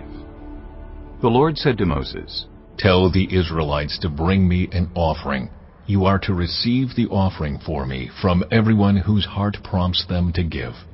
These are the offerings you are to receive from them: gold, silver, and bronze, blue, purple, and scarlet yarn, and fine linen, goat hair, ram skins dyed red, and another type of durable leather, acacia wood, olive oil for the light, spices for the anointing oil and for the fragrant incense, and onyx stones and other gems to be mounted on the ephod and breastpiece. Then have them make a sanctuary for me, and I will dwell among them. Make this tabernacle and all its furnishings exactly like the pattern I will show you. Have them make an ark of acacia wood, 2.5 cubits long, 1.5 cubits wide, and 1.5 cubits high. Overlay it with pure gold, both inside and out, and make a gold molding around it. Cast 4 gold rings for it, and fasten them to its 4 feet, with 2 rings on one side and 2 rings on the other. Then make poles of acacia wood, and overlay them with gold. Insert the poles into the rings on the sides of the ark to carry it. The poles are to remain in the rings of this ark. They are not to be removed. Then put in the ark the tablets of the covenant law, which I will give you. Make an atonement cover of pure gold, 2.5 cubits long, and 1.5 cubits wide, and make 2 cherubim out of hammered gold at the ends of the cover. Make 1 cherub on one end and the second cherub on the other. Make the cherubim of one piece with the cover at the 2 ends. The cherubim are to have their wings spread upward, overshadowing the cover with them. The cherubim are to face each other, looking toward the cover. Place the cover on top of the ark, and put in the ark the tablets of the covenant law that I will give you. There, above the cover, between the 2 cherubim that are over the ark of the covenant law, I will meet with you, and give you all my commands for the Israelites. Make a table of acacia wood, 2 cubits long, 1 cubit wide, and 1.5 cubits high. Overlay it with pure gold, and make a gold molding around it. Also make around it a rim a handbreadth wide, and put a gold molding on the rim. Make 4 gold rings for the table, and fasten them to the 4 corners, where the 4 legs are. The rings are to be close to the rim to hold the poles used in carrying the table. Make the poles of acacia wood, overlay them with gold, and carry the table with them. And make its plates and dishes of pure gold, as well as its pitchers and bowls for the pouring out of offerings. Put the bread of the presence on this table, to be before me at all times. Make a lampstand of pure gold. Hammer out its base and shaft, and make its flower-like cups, buds and blossoms of one piece with them. 6 branches are to extend from the sides of the lampstand, 3 on one side and 3 on the other. 3 cups shaped like almond flowers with buds and blossoms are to be on one branch, 3 on the next branch, and the same for all 6 branches extending from the lampstand. And on the lampstand there are to be 4 cups shaped like almond flowers with buds and blossoms. 1 bud shall be under the first pair of branches extending from the lampstand, a 2nd bud under the 2nd pair, and a 3rd bud under the 3rd pair, 6 branches in all. The buds and branches shall all be of one piece with the lampstand, hammered out of pure gold. Then make its 7 lamps, and set them up on it, so that they light the space in front of it. Its wick trimmers and trays are to be of pure gold. A talent of pure gold is to be used for the lampstand and all these accessories. See that you make them according to the pattern shown you on the mountain. Chapter 26. Make the tabernacle with 10 curtains of finely twisted linen and blue, purple, and scarlet yarn, with cherubim woven into them by a skilled worker. All the curtains are to be the same size, 28 cubits long and 4 cubits wide. Join 5 of the curtains together, and do the same with the other 5. Make loops of blue material along the edge of the end curtain in one set, and do the same with the end curtain in the other set. Make 50 loops on one curtain, and 50 loops on the end curtain of the other set, with the loops opposite each other. Then make 50 gold clasps, and use them to fasten the curtains together, so that the tabernacle is a unit. Make curtains of goat hair for the tent over the tabernacle, 11 altogether. All 11 curtains are to be the same size, 30 cubits long and 4 cubits wide. Join 5 of the curtains together into one set, and the other 6 into another set. Fold the 6th curtain double at the front of the tent. Make 50 loops along the edge of the end curtain in one set, and also along the edge of the end curtain in the other set. Then make 50 bronze clasps, and put them in the loops to fasten the tent together as a unit. As for the additional length of the tent curtains, the half curtain that is left over is to hang down at the rear of the tabernacle. The tent curtains will be a cubit longer on both sides. What is left will hang over the sides of the tabernacle so as to cover it. Make for the tent a covering of ram skins dyed red, and over that a covering of the other durable leather. Make upright frames of acacia wood for the tabernacle. Each frame is to be 10 cubits long and a cubit and a half wide, with 2 projections set parallel to each other. Make all the frames of the tabernacle in this way. Make 20 frames for the south side of the tabernacle, and make 40 silver bases to go under them, 2 bases for each frame, 1 under each projection. For the other side, the north side of the tabernacle, make 20 frames and 40 silver bases, 2 under each frame. Make 6 frames for the far end, that is, the west end of the tabernacle, and make 2 frames for the corners at the far end. At these 2 corners they must be double from the bottom all the way to the top, and fitted into a single ring. Both shall be like that. So there will be 8 frames and 16 silver bases, 2 under each frame. Also make crossbars of acacia wood, 5 for the frames on one side of the tabernacle, 5 for those on the other side, and 5 for the frames on the west at the far end of the tabernacle. The center crossbar is to extend from end to end at the middle of the frames. Overlay the frames with gold, and make gold rings to hold the crossbars.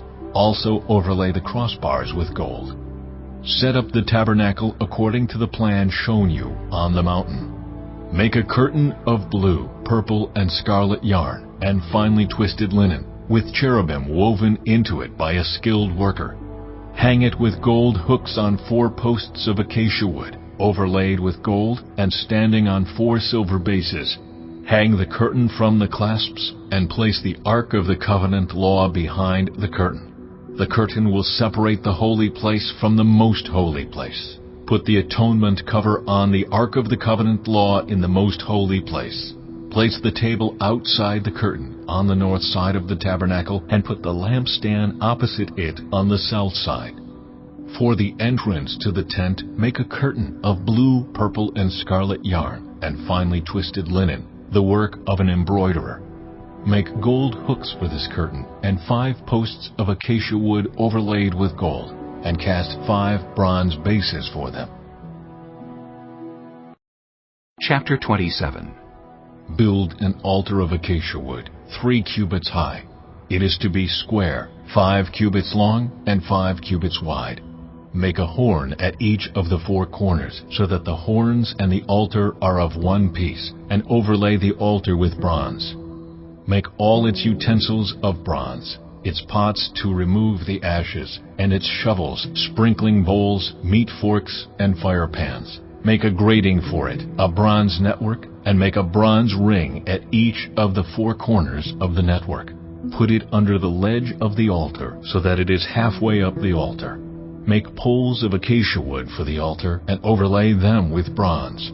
The poles are to be inserted into the rings, so they will be on 2 sides of the altar when it is carried. Make the altar hollow, out of boards. It is to be made just as you were shown on the mountain. Make a courtyard for the tabernacle.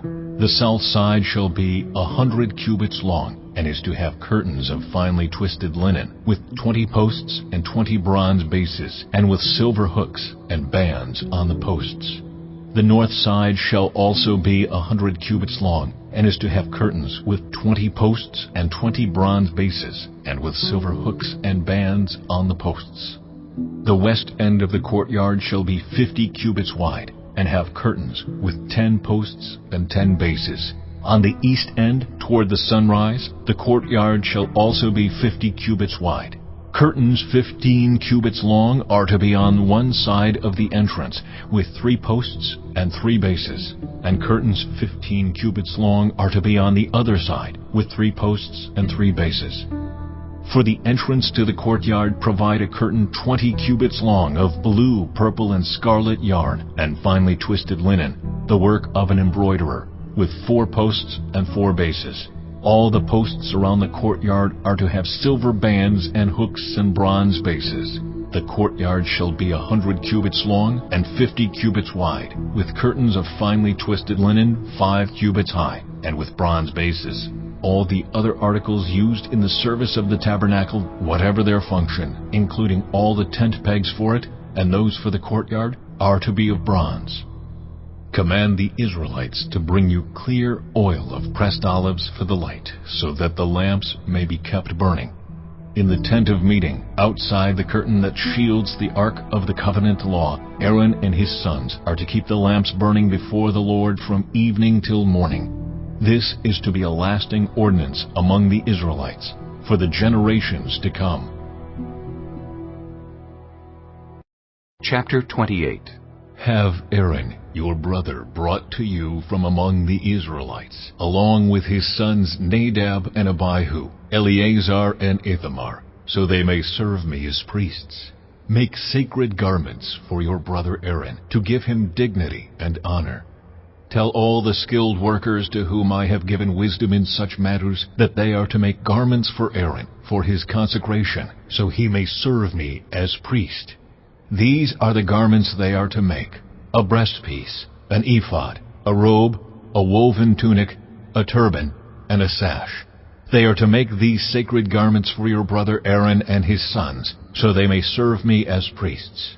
Have them use gold and blue, purple and scarlet yarn, and fine linen. Make the ephod of gold and of blue, purple, and scarlet yarn, and of finely twisted linen, the work of skilled hands.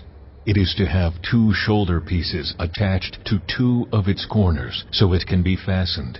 Its skillfully woven waistband is to be like it, of 1 piece with the ephod, and made with gold, and with blue, purple, and scarlet yarn, and with finely twisted linen. Take 2 onyx stones and engrave on them the names of the sons of Israel, in the order of their birth, 6 names on 1 stone, and the remaining 6 on the other. Engrave the names of the sons of Israel on the 2 stones the way a gem cutter engraves a seal. Then mount the stones in gold filigree settings, and fasten them on the shoulder pieces of the ephod as memorial stones for the sons of Israel. Aaron is to bear the names on his shoulders as a memorial before the Lord. Make gold filigree settings and 2 braided chains of pure gold, like a rope, and attach the chains to the settings. Fashion a breastpiece for making decisions, the work of skilled hands. Make it like the ephod, of gold, and of blue, purple, and scarlet yarn, and of finely twisted linen. It is to be square, a span long and a span wide, and folded double. Then mount 4 rows of precious stones on it. The first row shall be carnelian, chrysolite, and beryl. The second row shall be turquoise, lapis lazuli, and emerald. The third row shall be jacinth, agate, and amethyst. The fourth row shall be topaz, onyx, and jasper. Mount them in gold filigree settings. There are to be 12 stones, 1 for each of the names of the sons of Israel, each engraved like a seal, with the name of one of the 12 tribes. For the breastpiece, make braided chains of pure gold, like a rope. Make 2 gold rings for it, and fasten them to 2 corners of the breastpiece. Fasten the 2 gold chains to the rings at the corners of the breastpiece, and the other ends of the chains to the 2 settings, attaching them to the shoulder pieces of the ephod at the front. Make 2 gold rings and attach them to the other 2 corners of the breastpiece on the inside edge next to the ephod. Make 2 more gold rings and attach them to the bottom of the shoulder pieces on the front of the ephod, close to the seam just above the waistband of the ephod. The rings of the breastpiece are to be tied to the rings of the ephod with blue cord, connecting it to the waistband, so that the breastpiece will not swing out from the ephod. Whenever Aaron enters the holy place, he will bear the names of the sons of Israel over his heart on the breastpiece of decision, as a continuing memorial before the Lord. Also put the Urim and the Thummim in the breastpiece, so they may be over Aaron's heart whenever he enters the presence of the Lord. Thus Aaron will always bear the means of making decisions for the Israelites over his heart before the Lord. Make the robe of the ephod entirely of blue cloth, with an opening for the head in its center. There shall be a woven edge like a collar around this opening, so that it will not tear. Make pomegranates of blue, purple, and scarlet yarn around the hem of the robe, with gold bells between them. The gold bells and the pomegranates are to alternate around the hem of the robe. Aaron must wear it when he ministers. The sound of the bells will be heard when he enters the holy place before the Lord, and when he comes out, so that he will not die. Make a plate of pure gold, and engrave on it as on a seal, Holy to the Lord. Fasten a blue cord to it, to attach it to the turban. It is to be on the front of the turban. It will be on Aaron's forehead, and he will bear the guilt involved in the sacred gifts the Israelites consecrate, whatever their gifts may be. It will be on Aaron's forehead continually, so that they will be acceptable to the Lord. Weave the tunic of fine linen, and make the turban of fine linen. The sash is to be the work of an embroiderer. Make tunics, sashes, and caps for Aaron's sons, to give them dignity and honor. After you put these clothes on your brother Aaron and his sons, anoint and ordain them. Consecrate them, so they may serve me as priests. Make linen undergarments as a covering for the body, reaching from the waist to the thigh. Aaron and his sons must wear them whenever they enter the tent of meeting, or approach the altar to minister in the holy place, so that they will not incur guilt and die. This is to be a lasting ordinance for Aaron and his descendants. Chapter 29. This is what you are to do to consecrate them, so they may serve me as priests. Take a young bull and 2 rams without defect, and from the finest wheat flour make round loaves without yeast, thick loaves without yeast, and with olive oil mixed in, and thin loaves without yeast, and brushed with olive oil. Put them in a basket, and present them along with the bull and the 2 rams. Then bring Aaron and his sons to the entrance to the tent of meeting, and wash them with water. Take the garments and dress Aaron with the tunic, the robe of the ephod itself, and the breastpiece. Fasten the ephod on him by its skillfully woven waistband. Put the turban on his head, and attach the sacred emblem to the turban. Take the anointing oil and anoint him by pouring it on his head. Bring his sons and dress them in tunics, and fasten caps on them. Then tie sashes on Aaron and his sons. The priesthood is theirs by a lasting ordinance. Then you shall ordain Aaron and his sons. Bring the bull to the front of the tent of meeting, and Aaron and his sons shall lay their hands on its head. Slaughter it in the Lord's presence at the entrance to the tent of meeting. Take some of the bull's blood and put it on the horns of the altar with your finger, and pour out the rest of it at the base of the altar. Then take all the fat on the internal organs, the long lobe of the liver, and both kidneys with the fat on them, and burn them on the altar. But burn the bull's flesh and its hide and its intestines outside the camp. It is a sin offering. Take one of the rams, and Aaron and his sons shall lay their hands on its head. Slaughter it, and take the blood and splash it against the sides of the altar. Cut the ram into pieces, and wash the internal organs and the legs, putting them with the head and the other pieces. Then burn the entire ram on the altar. It is a burnt offering to the Lord, a pleasing aroma, a food offering presented to the Lord. Take the other ram, and Aaron and his sons shall lay their hands on its head. Slaughter it. Take some of its blood and put it on the lobes of the right ears of Aaron and his sons, on the thumbs of their right hands, and on the big toes of their right feet. Then splash blood against the sides of the altar. And take some blood from the altar and some of the anointing oil, and sprinkle it on Aaron and his garments, and on his sons and their garments. Then he and his sons and their garments will be consecrated.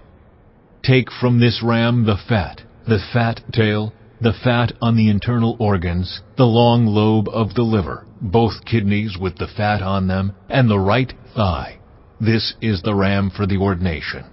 From the basket of bread made without yeast, which is before the Lord, take 1 round loaf, 1 thick loaf with olive oil mixed in, and 1 thin loaf. Put all these in the hands of Aaron and his sons, and have them wave them before the Lord as a wave offering. Then take them from their hands and burn them on the altar, along with the burnt offering for a pleasing aroma to the Lord, a food offering presented to the Lord. After you take the breast of the ram for Aaron's ordination, wave it before the Lord as a wave offering, and it will be your share. Consecrate those parts of the ordination ram that belong to Aaron and his sons, the breast that was waved and the thigh that was presented. This is always to be the perpetual share from the Israelites for Aaron and his sons. It is the contribution the Israelites are to make to the Lord from their fellowship offerings. Aaron's sacred garments will belong to his descendants so that they can be anointed and ordained in them. The son who succeeds him as priest and comes to the tent of meeting to minister in the holy place is to wear them 7 days. Take the ram for the ordination and cook the meat in a sacred place. At the entrance to the tent of meeting, Aaron and his sons are to eat the meat of the ram and the bread that is in the basket. They are to eat these offerings by which atonement was made for their ordination and consecration. But no one else may eat them, because they are sacred. And if any of the meat of the ordination ram or any bread is left over till morning, burn it up. It must not be eaten, because it is sacred. Do for Aaron and his sons everything I have commanded you, taking 7 days to ordain them. Sacrifice a bull each day as a sin offering to make atonement. Purify the altar by making atonement for it, and anoint it to consecrate it. For 7 days make atonement for the altar and consecrate it. Then the altar will be most holy, and whatever touches it will be holy. This is what you are to offer on the altar regularly, each day. 2 lambs a year old. Offer 1 in the morning and the other at twilight. With the first lamb offer 1/10 of an ephah of the finest flour mixed with 1/4 of a hin of oil from pressed olives, and 1/4 of a hin of wine as a drink offering. Sacrifice the other lamb at twilight with the same grain offering and its drink offering as in the morning, a pleasing aroma, a food offering presented to the Lord. For the generations to come, this burnt offering is to be made regularly at the entrance to the tent of meeting before the Lord. There I will meet you and speak to you. There also I will meet with the Israelites, and the place will be consecrated by my glory. So I will consecrate the tent of meeting and the altar, and will consecrate Aaron and his sons to serve me as priests. Then I will dwell among the Israelites and be their God. They will know that I am the Lord their God, who brought them out of Egypt so that I might dwell among them. I am the Lord their God. Chapter 30. Make an altar of acacia wood for burning incense. It is to be square, 1 cubit long and 1 cubit wide, and 2 cubits high, its horns of 1 piece with it. Overlay the top and all the sides and the horns with pure gold, and make a gold molding around it. Make 2 gold rings for the altar below the molding, 2 on each of the opposite sides, to hold the poles used to carry it.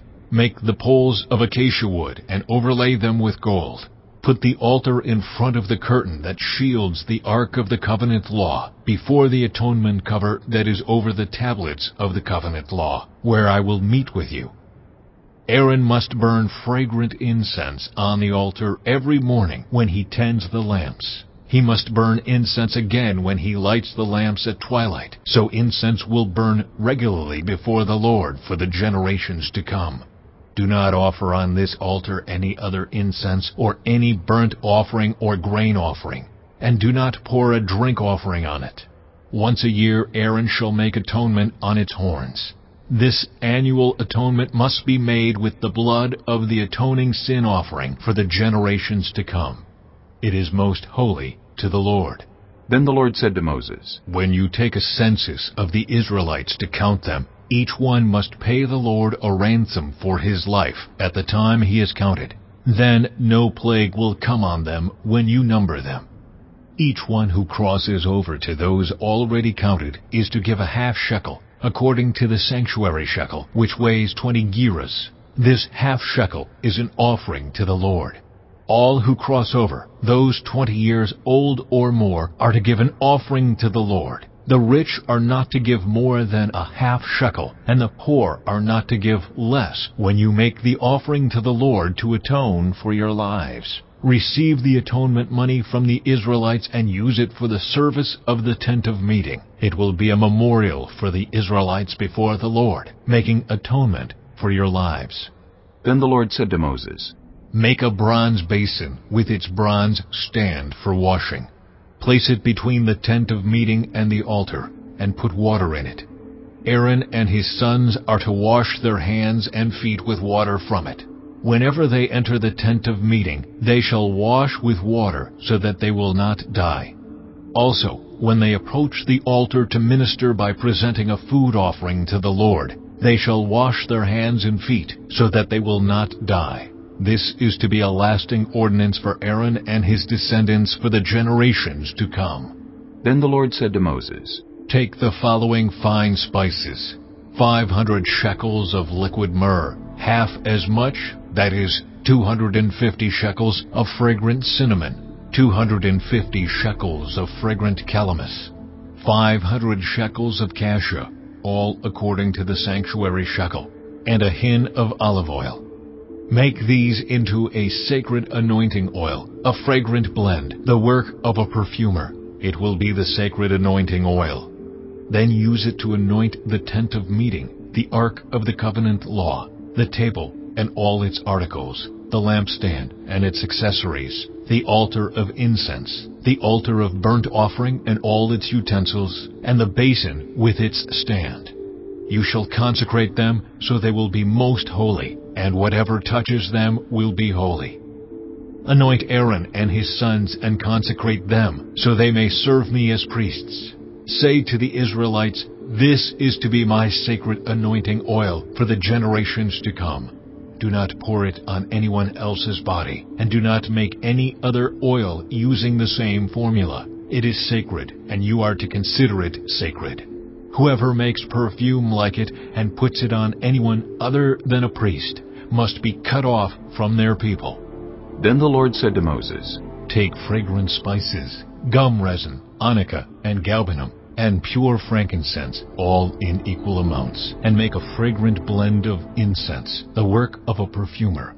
It is to be salted and pure and sacred. Grind some of it to powder, and place it in front of the ark of the covenant law in the tent of meeting, where I will meet with you. It shall be most holy to you. Do not make any incense with this formula for yourselves. Consider it holy to the Lord.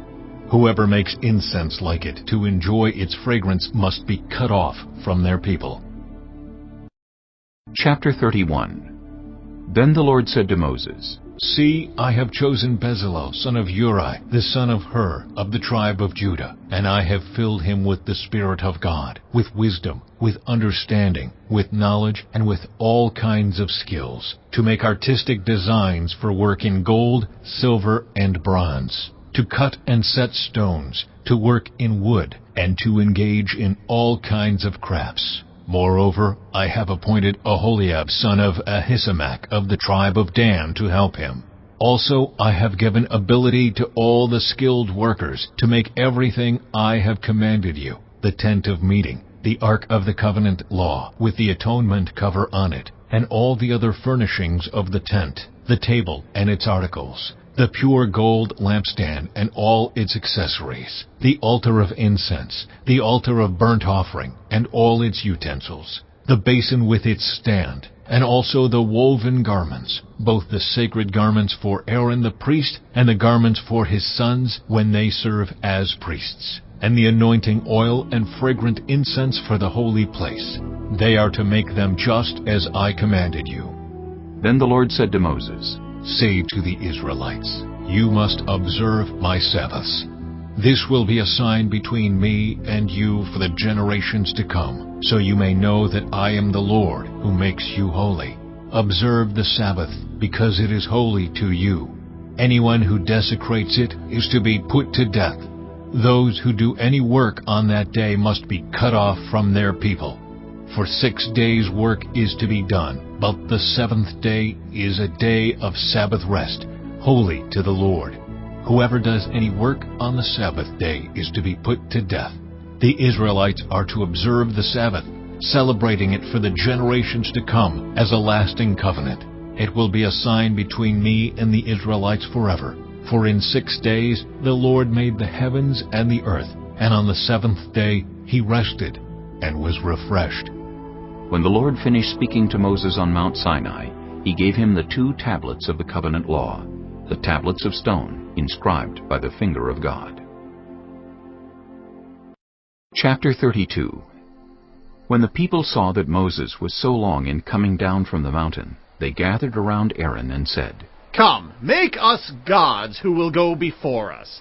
As for this fellow Moses who brought us up out of Egypt, we don't know what has happened to him. Aaron answered them, Take off the gold earrings that your wives, your sons, and your daughters are wearing, and bring them to me. So all the people took off their earrings and brought them to Aaron. He took what they handed him and made it into an idol cast in the shape of a calf, fashioning it with a tool. Then they said, These are your gods, Israel, who brought you up out of Egypt. When Aaron saw this, he built an altar in front of the calf and announced, Tomorrow there will be a festival to the Lord. So the next day the people rose early and sacrificed burnt offerings and presented fellowship offerings. Afterward they sat down to eat and drink and got up to indulge in revelry. Then the Lord said to Moses, Go down, because your people, whom you brought up out of Egypt, have become corrupt. They have been quick to turn away from what I commanded them, and have made themselves an idol cast in the shape of a calf. They have bowed down to it and sacrificed to it, and have said, These are your gods, Israel, who brought you up out of Egypt. I have seen these people, the Lord said to Moses, and they are a stiff-necked people. Now leave me alone so that my anger may burn against them, and that I may destroy them. Then I will make you into a great nation. But Moses sought the favor of the Lord his God. Lord, he said, why should your anger burn against your people, whom you brought out of Egypt with great power and a mighty hand?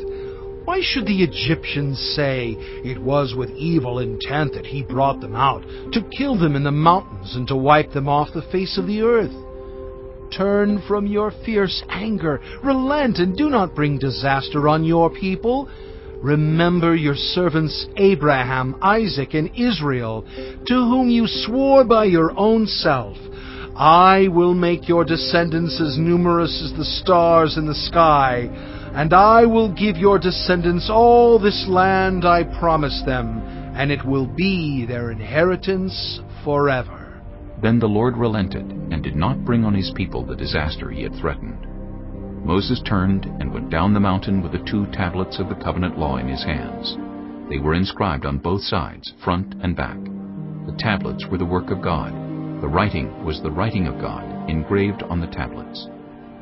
When Joshua heard the noise of the people shouting, he said to Moses, There is the sound of war in the camp. Moses replied, It is not the sound of victory. It is not the sound of defeat. It is the sound of singing that I hear. When Moses approached the camp and saw the calf and the dancing, his anger burned, and he threw the tablets out of his hands, breaking them to pieces at the foot of the mountain. And he took the calf the people had made and burned it in the fire. Then he ground it to powder, scattered it on the water, and made the Israelites drink it. He said to Aaron, What did these people do to you that you led them into such great sin? Do not be angry, my lord, Aaron answered. You know how prone these people are to evil. They said to me, 'Make us gods who will go before us. As for this fellow Moses who brought us up out of Egypt, we don't know what has happened to him.' So I told them, 'Whoever has any gold jewelry, take it off.' Then they gave me the gold, and I threw it into the fire, and out came this calf." Moses saw that the people were running wild, and that Aaron had let them get out of control, and so become a laughingstock to their enemies. So he stood at the entrance to the camp and said, "Whoever is for the Lord, come to me." And all the Levites rallied to him. Then he said to them, "This is what the Lord, the God of Israel, says. Each man strap a sword to his side. Go back and forth through the camp from one end to the other, each killing his brother and friend and neighbor." The Levites did as Moses commanded, and that day about 3,000 of the people died. Then Moses said, "You have been set apart to the Lord today, for you were against your own sons and brothers, and he has blessed you this day." The next day Moses said to the people, "You have committed a great sin. But now I will go up to the Lord. Perhaps I can make atonement for your sin." So Moses went back to the Lord and said, "Oh, what a great sin these people have committed. They have made themselves gods of gold. But now, please forgive their sin. But if not, then blot me out of the book you have written." The Lord replied to Moses, "Whoever has sinned against me, I will blot out of my book. Now go, lead the people to the place I spoke of, and my angel will go before you. However, when the time comes for me to punish, I will punish them for their sin." And the Lord struck the people with a plague because of what they did with the calf Aaron had made. Chapter 33. Then the Lord said to Moses, "Leave this place, you and the people you brought up out of Egypt, and go up to the land I promised on oath to Abraham, Isaac, and Jacob, saying, 'I will give it to your descendants.' I will send an angel before you and drive out the Canaanites, Amorites, Hittites, Perizzites, Hivites, and Jebusites. Go up to the land flowing with milk and honey. But I will not go with you, because you are a stiff-necked people, and I might destroy you on the way." When the people heard these distressing words, they began to mourn, and no one put on any ornaments.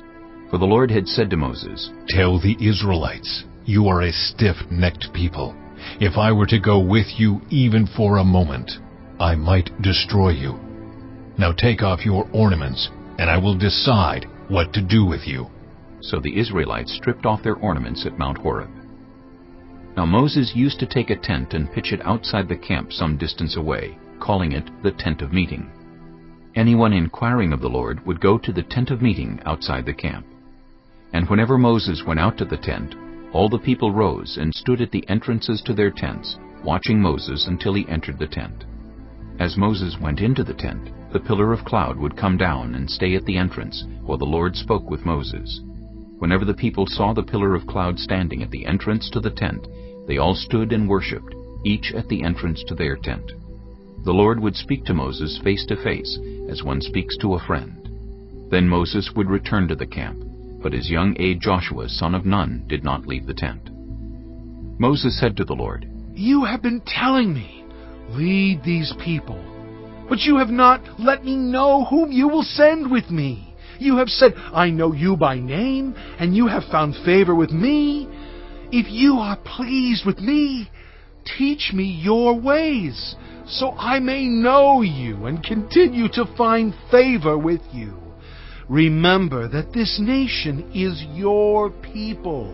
The Lord replied, "My presence will go with you, and I will give you rest." Then Moses said to him, "If your presence does not go with us, do not send us up from here. How will anyone know that you are pleased with me and with your people unless you go with us? What else will distinguish me and your people from all the other people on the face of the earth?" And the Lord said to Moses, "I will do the very thing you have asked, because I am pleased with you, and I know you by name." Then Moses said, "Now, show me your glory." And the Lord said, I will cause all my goodness to pass in front of you, and I will proclaim my name, the Lord, in your presence. I will have mercy on whom I will have mercy, and I will have compassion on whom I will have compassion. But, he said, you cannot see my face, for no one may see me and live. Then the Lord said, there is a place near me where you may stand on a rock. When my glory passes by, I will put you in a cleft in the rock and cover you with my hand until I have passed by. Then I will remove my hand, and you will see my back, but my face must not be seen. Chapter 34.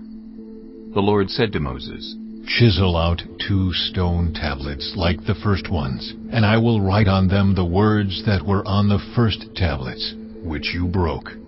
Be ready in the morning, and then come up on Mount Sinai. Present yourself to me there on top of the mountain. No one is to come with you or be seen anywhere on the mountain. Not even the flocks and herds may graze in front of the mountain. So Moses chiseled out 2 stone tablets like the first ones, and went up Mount Sinai early in the morning, as the Lord had commanded him. And he carried the 2 stone tablets in his hands. Then the Lord came down in the cloud, and stood there with him, and proclaimed his name, the Lord. And he passed in front of Moses, proclaiming, the Lord,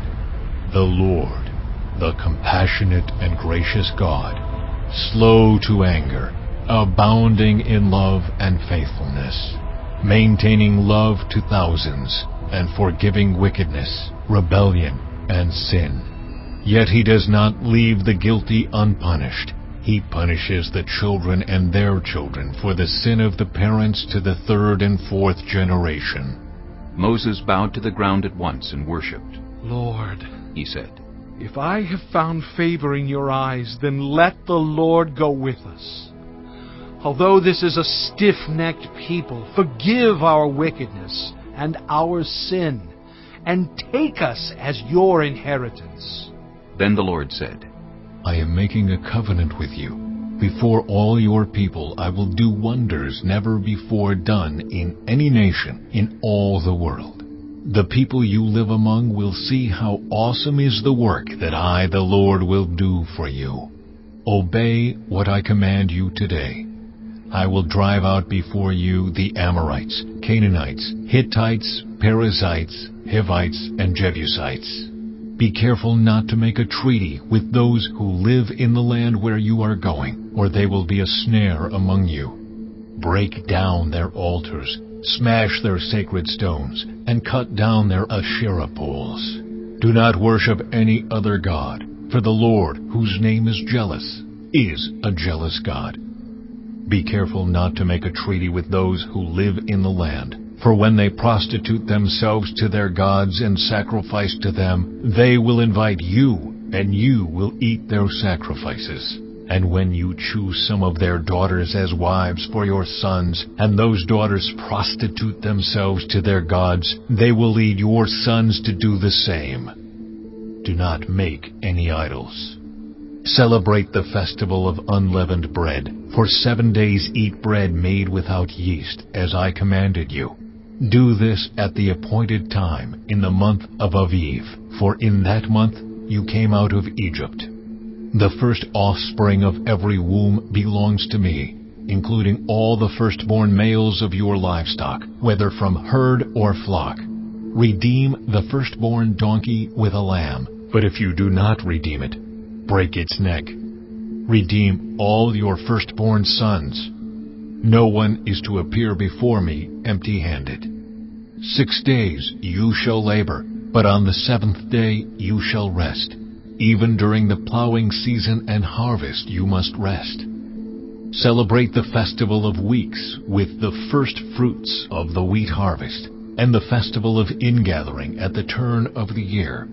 3 times a year all your men are to appear before the sovereign Lord, the God of Israel. I will drive out nations before you and enlarge your territory, and no one will covet your land when you go up 3 times each year to appear before the Lord your God. Do not offer the blood of a sacrifice to me along with anything containing yeast, and do not let any of the sacrifice from the Passover festival remain until morning. Bring the best of the firstfruits of your soil to the house of the Lord your God. Do not cook a young goat in its mother's milk. Then the Lord said to Moses, Write down these words, for in accordance with these words I have made a covenant with you and with Israel. Moses was there with the Lord 40 days and 40 nights, without eating bread or drinking water. And he wrote on the tablets the words of the covenant, the 10 Commandments. When Moses came down from Mount Sinai with the 2 tablets of the covenant law in his hands, he was not aware that his face was radiant, because he had spoken with the Lord. When Aaron and all the Israelites saw Moses, his face was radiant, and they were afraid to come near him. But Moses called to them. So Aaron and all the leaders of the community came back to him, and he spoke to them. Afterward, all the Israelites came near him, and he gave them all the commands the Lord had given him on Mount Sinai. When Moses finished speaking to them, he put a veil over his face. But whenever he entered the Lord's presence to speak with him, he removed the veil until he came out. And when he came out and told the Israelites what he had been commanded, they saw that his face was radiant. Then Moses would put the veil back over his face until he went in to speak with the Lord. Chapter 35. Moses assembled the whole Israelite community and said to them, These are the things the Lord has commanded you to do. For 6 days work is to be done, but the 7th day shall be your holy day, a day of Sabbath rest to the Lord. Whoever does any work on it is to be put to death. Do not light a fire in any of your dwellings on the Sabbath day. Moses said to the whole Israelite community, This is what the Lord has commanded. From what you have, take an offering for the Lord. Everyone who is willing is to bring to the Lord an offering of gold, silver, and bronze, blue, purple, and scarlet yarn, and fine linen, goat hair, ram skins dyed red, and another type of durable leather, acacia wood, olive oil for the light, spices for the anointing oil and for the fragrant incense, and onyx stones and other gems to be mounted on the ephod and breastpiece. All who are skilled among you are to come and make everything the Lord has commanded: the tabernacle with its tent and its covering, clasps, frames, crossbars, posts and bases, the ark with its poles, and the atonement cover and the curtain that shields it, the table with its poles and all its articles, and the bread of the presence, the lampstand that is for light with its accessories, lamps and oil for the light, the altar of incense with its poles, the anointing oil and the fragrant incense, the curtain for the doorway at the entrance to the tabernacle, the altar of burnt offering with its bronze grating, its poles and all its utensils, the bronze basin with its stand, the curtains of the courtyard with its posts and bases, and the curtain for the entrance to the courtyard, the tent pegs for the tabernacle and for the courtyard, and their ropes, the woven garments worn for ministering in the sanctuary, both the sacred garments for Aaron the priest and the garments for his sons when they serve as priests. Then the whole Israelite community withdrew from Moses' presence, and everyone who was willing and whose heart moved them came and brought an offering to the Lord for the work on the tent of meeting, for all its service, and for the sacred garments. All who were willing, men and women alike, came and brought gold jewelry of all kinds, brooches, earrings, rings, and ornaments. They all presented their gold as a wave offering to the Lord. Everyone who had blue, purple, or scarlet yarn or fine linen, or goat hair, ram skins dyed red, or the other durable leather brought them. Those presenting an offering of silver or bronze brought it as an offering to the Lord, and everyone who had acacia wood for any part of the work brought it. Every skilled woman spun with her hands, and brought what she had spun, blue, purple, or scarlet yarn, or fine linen. And all the women who were willing and had the skill spun the goat hair. The leaders brought onyx stones and other gems to be mounted on the ephod and breastpiece. They also brought spices and olive oil for the light, and for the anointing oil, and for the fragrant incense. All the Israelite men and women who were willing brought to the Lord freewill offerings for all the work the Lord through Moses had commanded them to do. Then Moses said to the Israelites, "See, the Lord has chosen Bezalel, son of Uri, the son of Hur, of the tribe of Judah, and he has filled him with the Spirit of God, with wisdom, with understanding, with knowledge, and with all kinds of skills, to make artistic designs for work in gold, silver, and bronze, to cut and set stones, to work in wood, and to engage in all kinds of artistic crafts. And he has given both him and Aholiab, son of Ahisamach, of the tribe of Dan, the ability to teach others. He has filled them with skill to do all kinds of work, as engravers, designers, embroiderers in blue, purple, and scarlet yarn and fine linen, and weavers, all of them skilled workers and designers." Chapter 36. So Bezalel, Aholiab, and every skilled person to whom the Lord has given skill and ability to know how to carry out all the work of constructing the sanctuary are to do the work just as the Lord has commanded. Then Moses summoned Bezalel and Aholiab, and every skilled person to whom the Lord had given ability, and who was willing to come and do the work. They received from Moses all the offerings the Israelites had brought to carry out the work of constructing the sanctuary. And the people continued to bring free-will offerings morning after morning.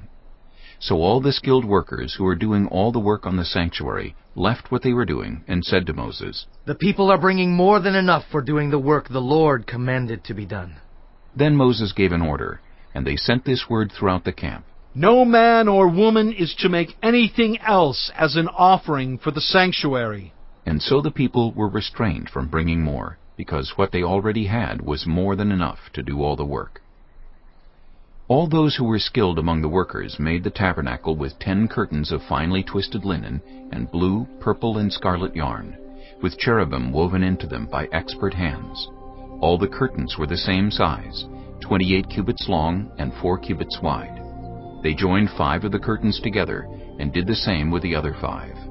Then they made loops of blue material along the edge of the end curtain in one set, and the same was done with the end curtain in the other set.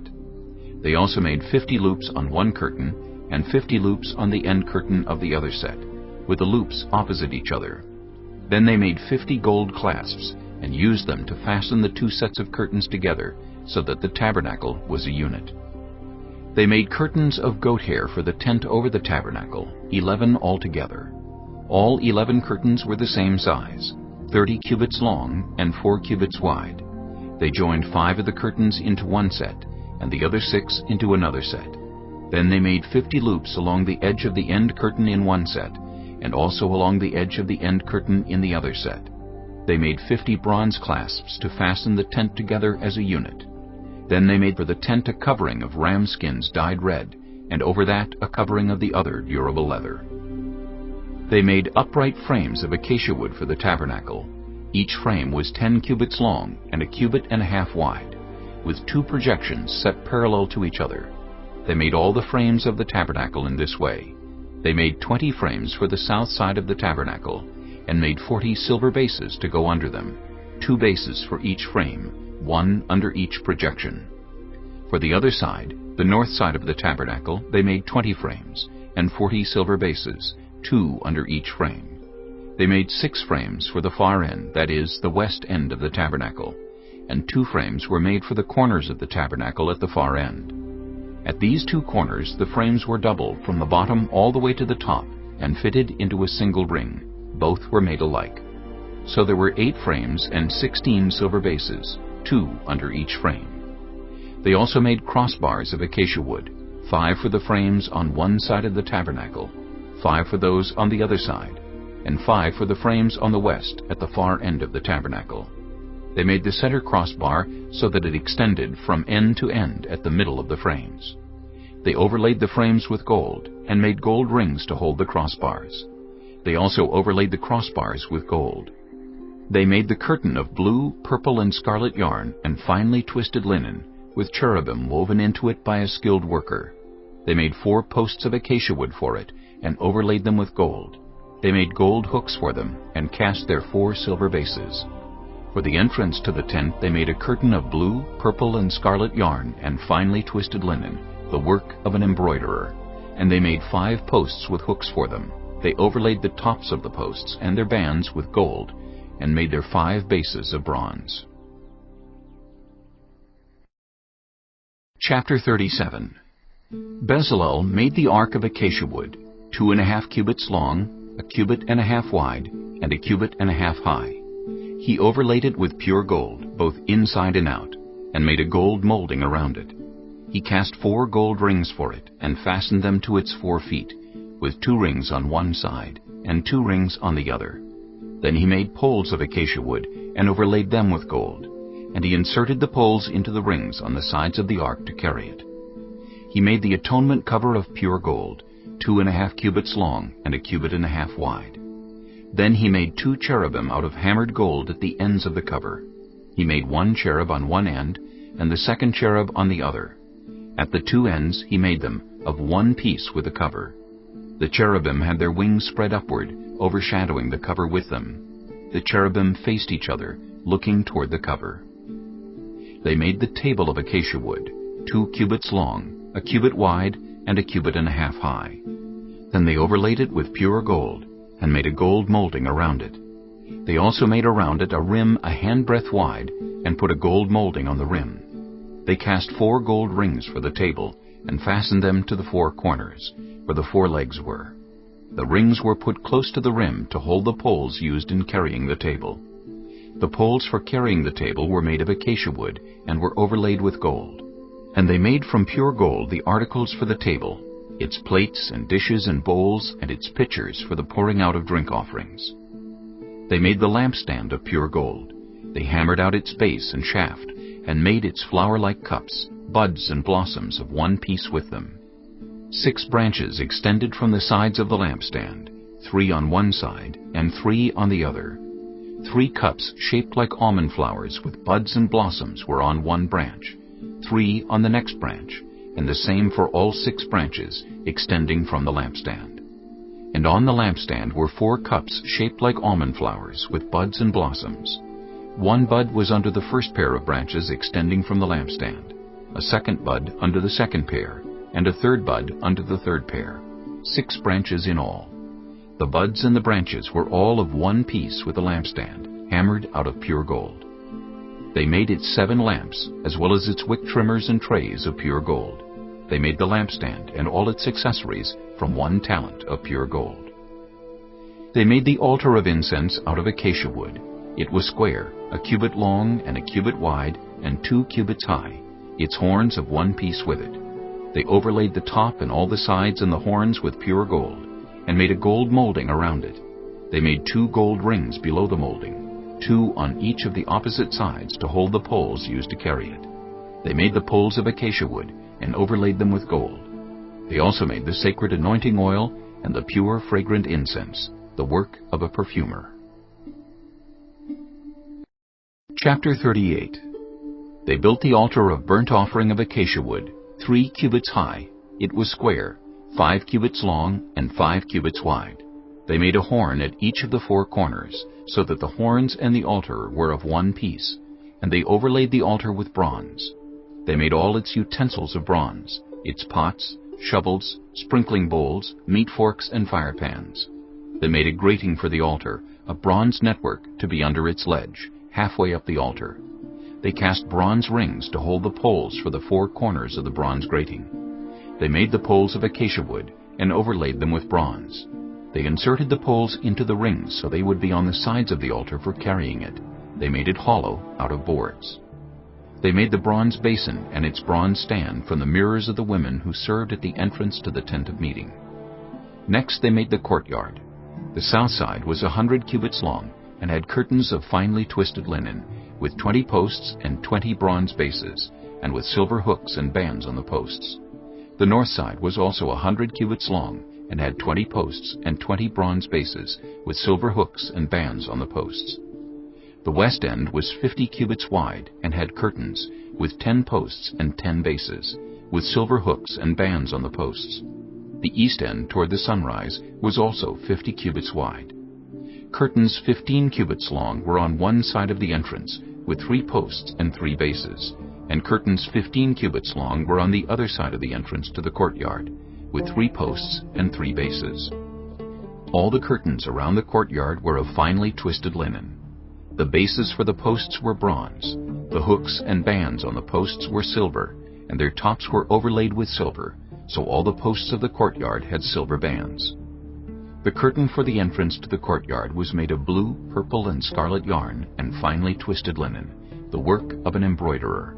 It was 20 cubits long and, like the curtains of the courtyard, 5 cubits high, with 4 posts and 4 bronze bases.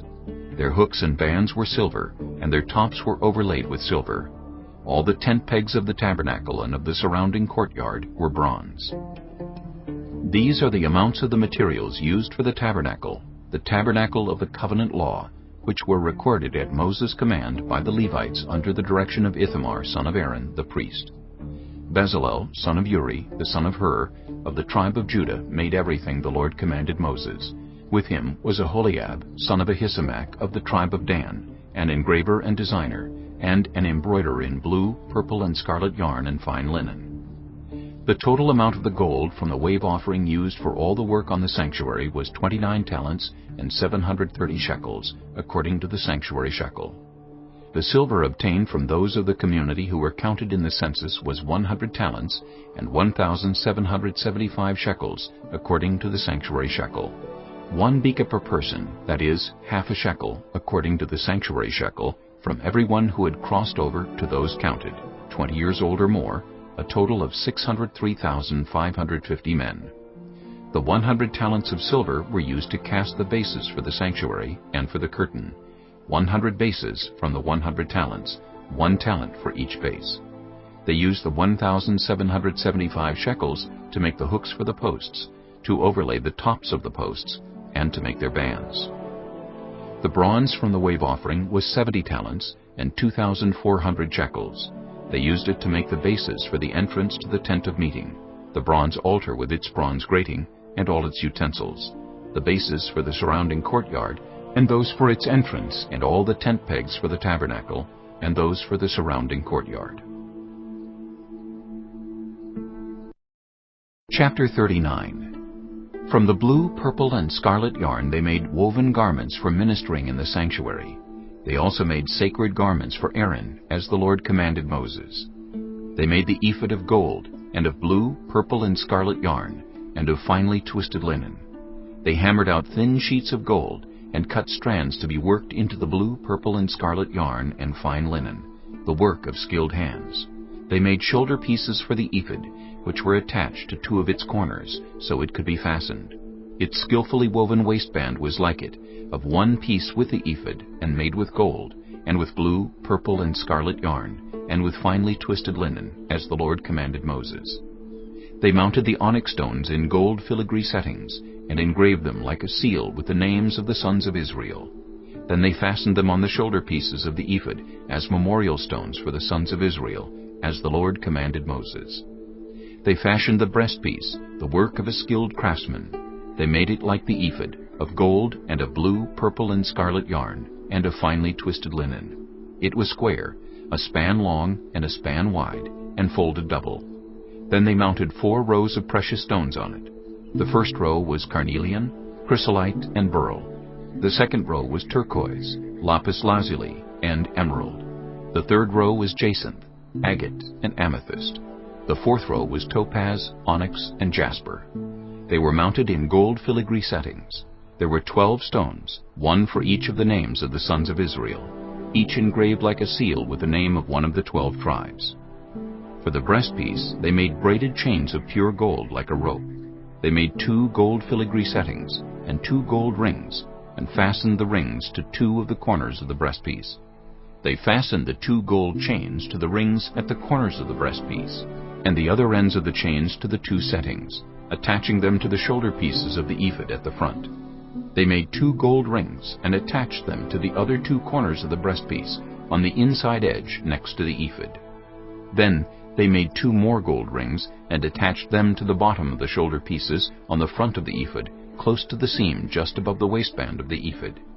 They tied the rings of the breastpiece to the rings of the ephod with blue cord, connecting it to the waistband so that the breastpiece would not swing out from the ephod, as the Lord commanded Moses.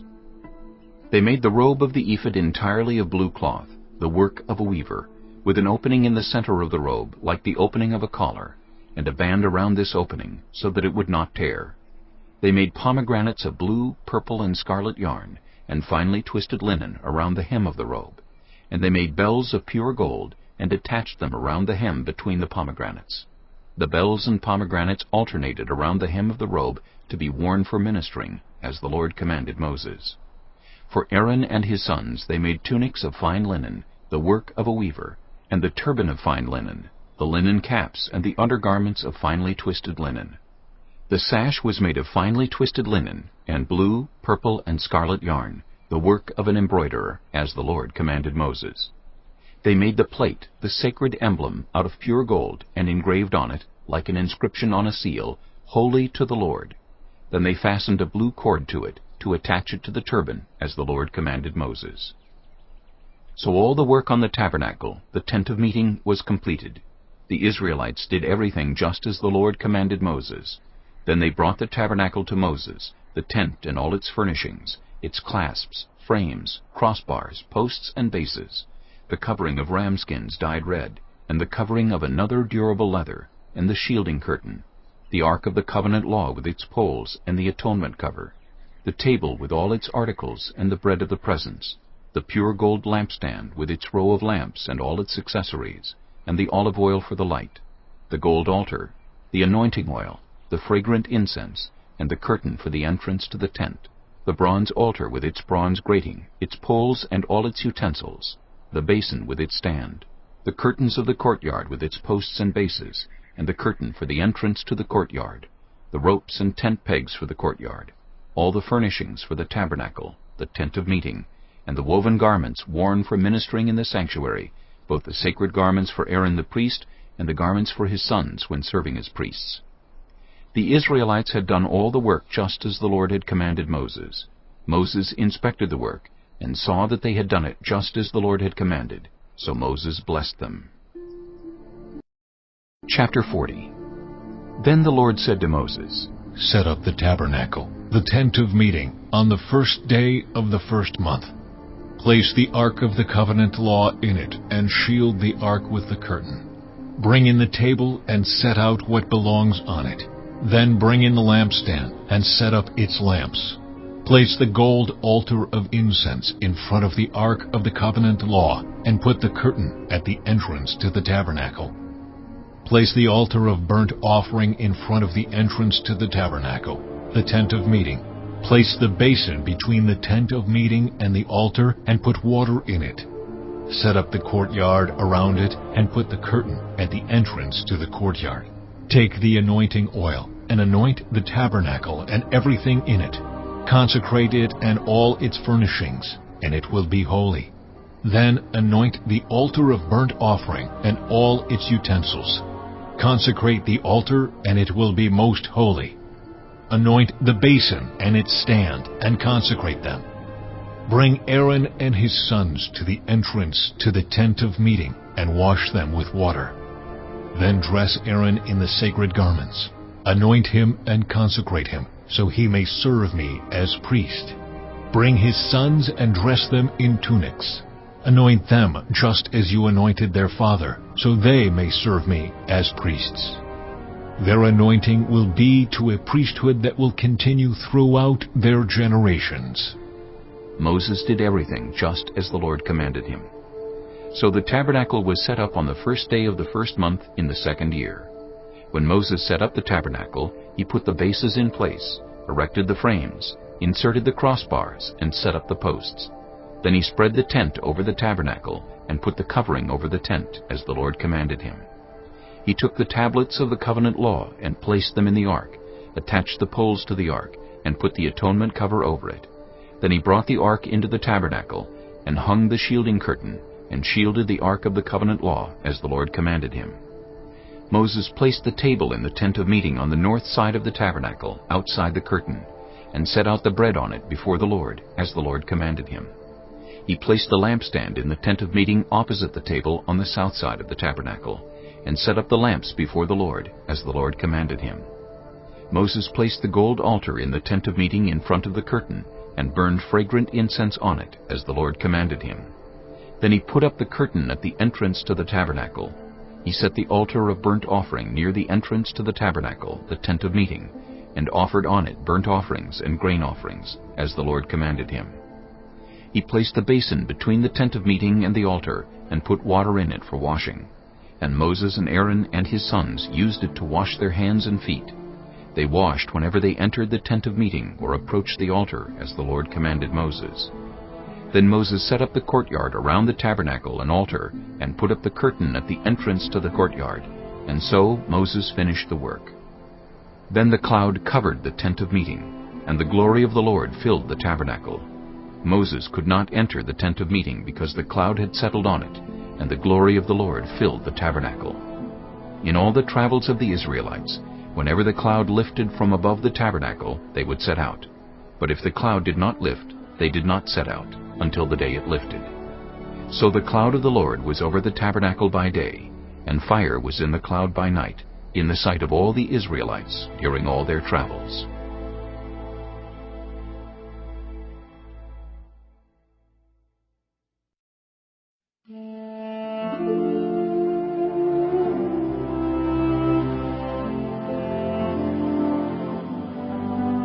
Leviticus chapter 1. The Lord called to Moses and spoke to him from the tent of meeting. He said, "Speak to the Israelites and say to them, when anyone among you brings an offering to the Lord, bring as your offering an animal from either the herd or the flock. If the offering is a burnt offering from the herd, you are to offer a male without defect. You must present it at the entrance to the tent of meeting, so that it will be acceptable to the Lord. You are to lay your hand on the head of the burnt offering, and it will be accepted on your behalf to make atonement for you. You are to slaughter the young bull before the Lord. And then Aaron's sons the priests shall bring the blood and splash it against the sides of the altar at the entrance to the tent of meeting.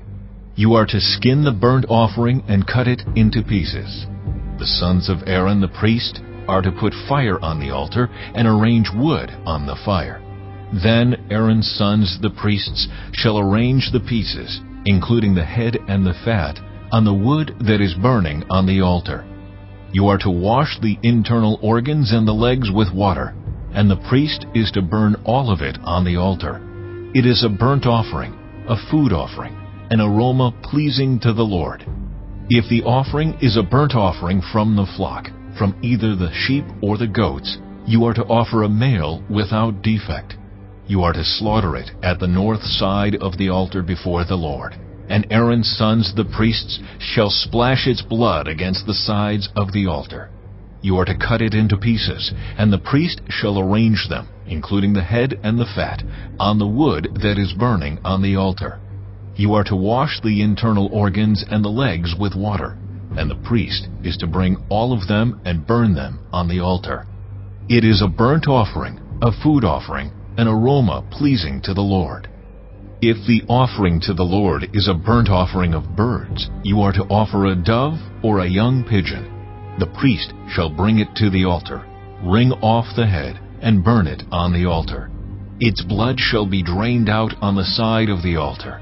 He is to remove the crop and the feathers and throw them down east of the altar where the ashes are.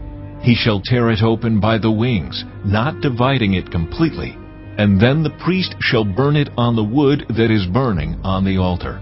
It is a burnt offering, a food offering, an aroma pleasing to the Lord. Chapter 2. When anyone brings a grain offering to the Lord, their offering is to be of the finest flour. They are to pour olive oil on it, put incense on it, and take it to Aaron's sons, the priests. The priest shall take a handful of the flour and oil, together with all the incense, and burn this as a memorial portion on the altar, a food offering, an aroma pleasing to the Lord. The rest of the grain offering belongs to Aaron and his sons.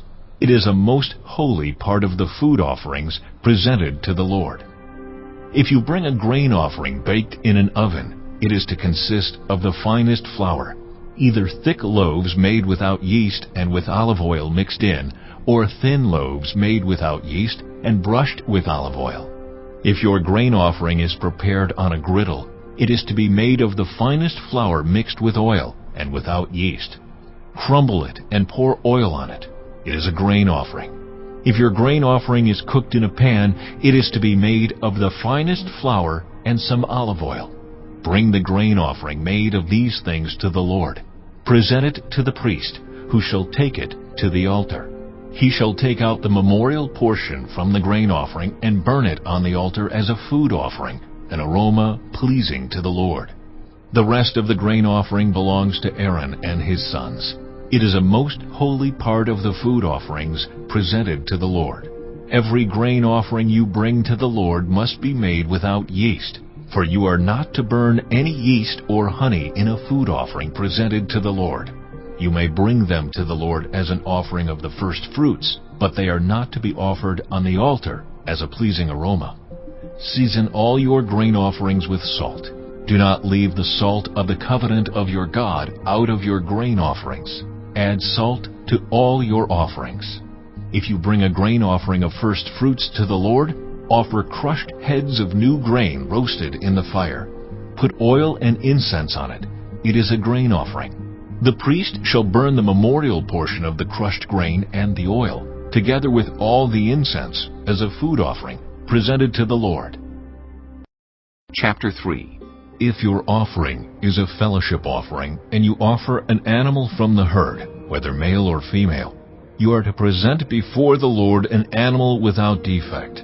You are to lay your hand on the head of your offering and slaughter it at the entrance to the tent of meeting. Then Aaron's sons the priests shall splash the blood against the sides of the altar.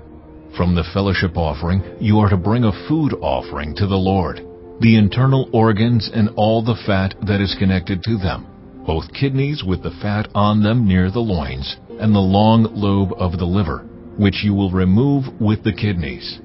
Then Aaron's sons are to burn it on the altar on top of the burnt offering that is lying on the burning wood. It is a food offering, an aroma pleasing to the Lord. If you offer an animal from the flock as a fellowship offering to the Lord, you are to offer a male or female without defect. If you offer a lamb, you are to present it before the Lord. Lay your hand on its head and slaughter it in front of the tent of meeting. Then Aaron's sons shall splash its blood against the sides of the altar. From the fellowship offering, you are to bring a food offering to the Lord. Its fat, the entire fat tail cut off close to the backbone, the internal organs and all the fat that is connected to them, both kidneys with the fat on them near the loins, and the long lobe of the liver, which you will remove with the kidneys. The priest shall burn them on the altar as a food offering presented to the Lord. If your offering is a goat, you are to present it before the Lord. Lay your hand on its head and slaughter it in front of the tent of meeting. Then Aaron's sons shall splash its blood against the sides of the altar. From what you offer, you are to present this food offering to the Lord, the internal organs and all the fat that is connected to them, both kidneys with the fat on them near the loins, and the long lobe of the liver, which you will remove with the kidneys. The priest shall burn them on the altar as a food offering, a pleasing aroma. All the fat is the Lord's. This is a lasting ordinance for the generations to come. Wherever you live, you must not eat any fat or any blood. Chapter 4. The Lord said to Moses, Say to the Israelites, when anyone sins unintentionally and does what is forbidden in any of the Lord's commands, if the anointed priest sins, bringing guilt on the people, he must bring to the Lord a young bull without defect as a sin offering for the sin he has committed. He is to present the bull at the entrance to the tent of meeting before the Lord. He is to lay his hand on its head and slaughter it there before the Lord. Then the anointed priest shall take some of the bull's blood and carry it into the tent of meeting. He is to dip his finger into the blood and sprinkle some of it 7 times before the Lord, in front of the curtain of the sanctuary. The priest shall then put some of the blood on the horns of the altar of fragrant incense that is before the Lord in the tent of meeting. The rest of the bull's blood he shall pour out at the base of the altar of burnt offering at the entrance to the tent of meeting. He shall remove all the fat from the bull of the sin offering, all the fat that is connected to the internal organs, both kidneys with the fat on them near the loins, and the long lobe of the liver, which he will remove with the kidneys, just as the fat is removed from the ox sacrificed as a fellowship offering. Then the priest shall burn them on the altar of burnt offering.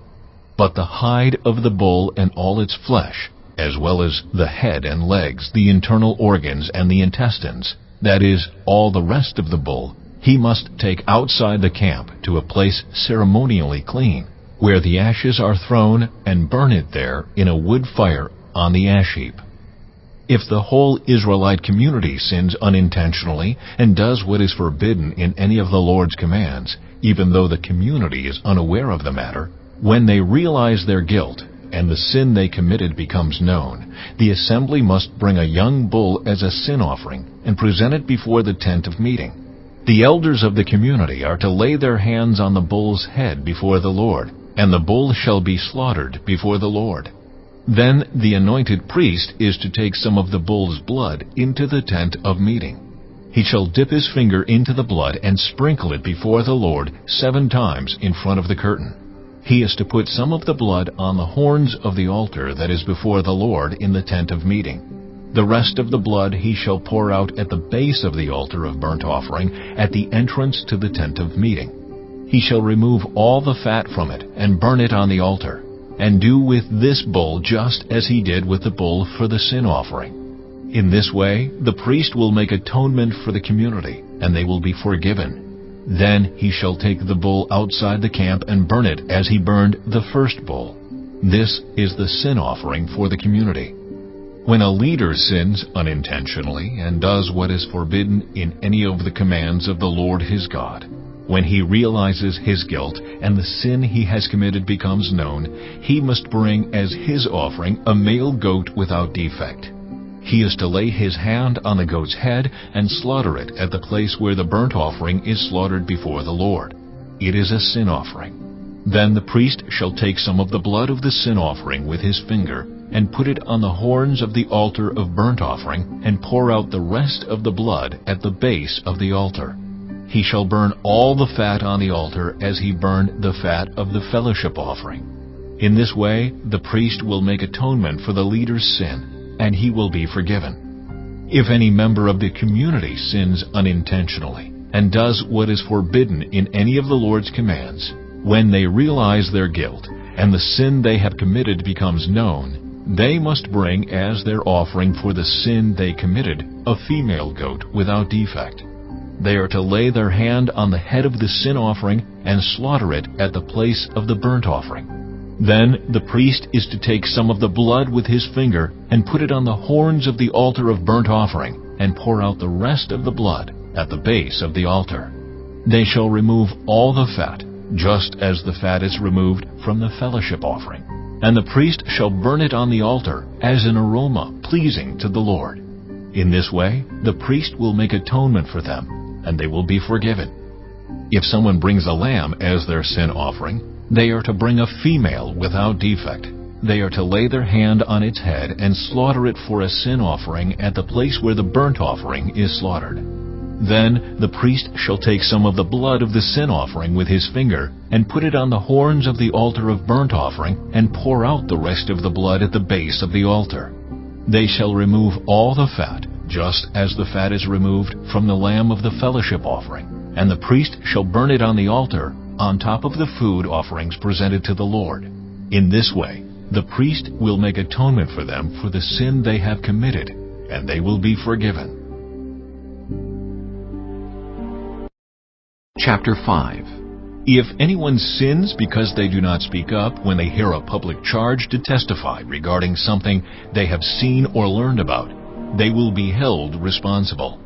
If anyone becomes aware that they are guilty, if they unwittingly touch anything ceremonially unclean, whether the carcass of an unclean animal, wild or domestic, or of any unclean creature that moves along the ground, and they are unaware that they have become unclean, but then they come to realize their guilt, or if they touch human uncleanness, anything that would make them unclean, even though they are unaware of it, but then they learn of it and realize their guilt, or if anyone thoughtlessly takes an oath to do anything, whether good or evil, in any matter one might carelessly swear about, even though they are unaware of it, but then they learn of it and realize their guilt.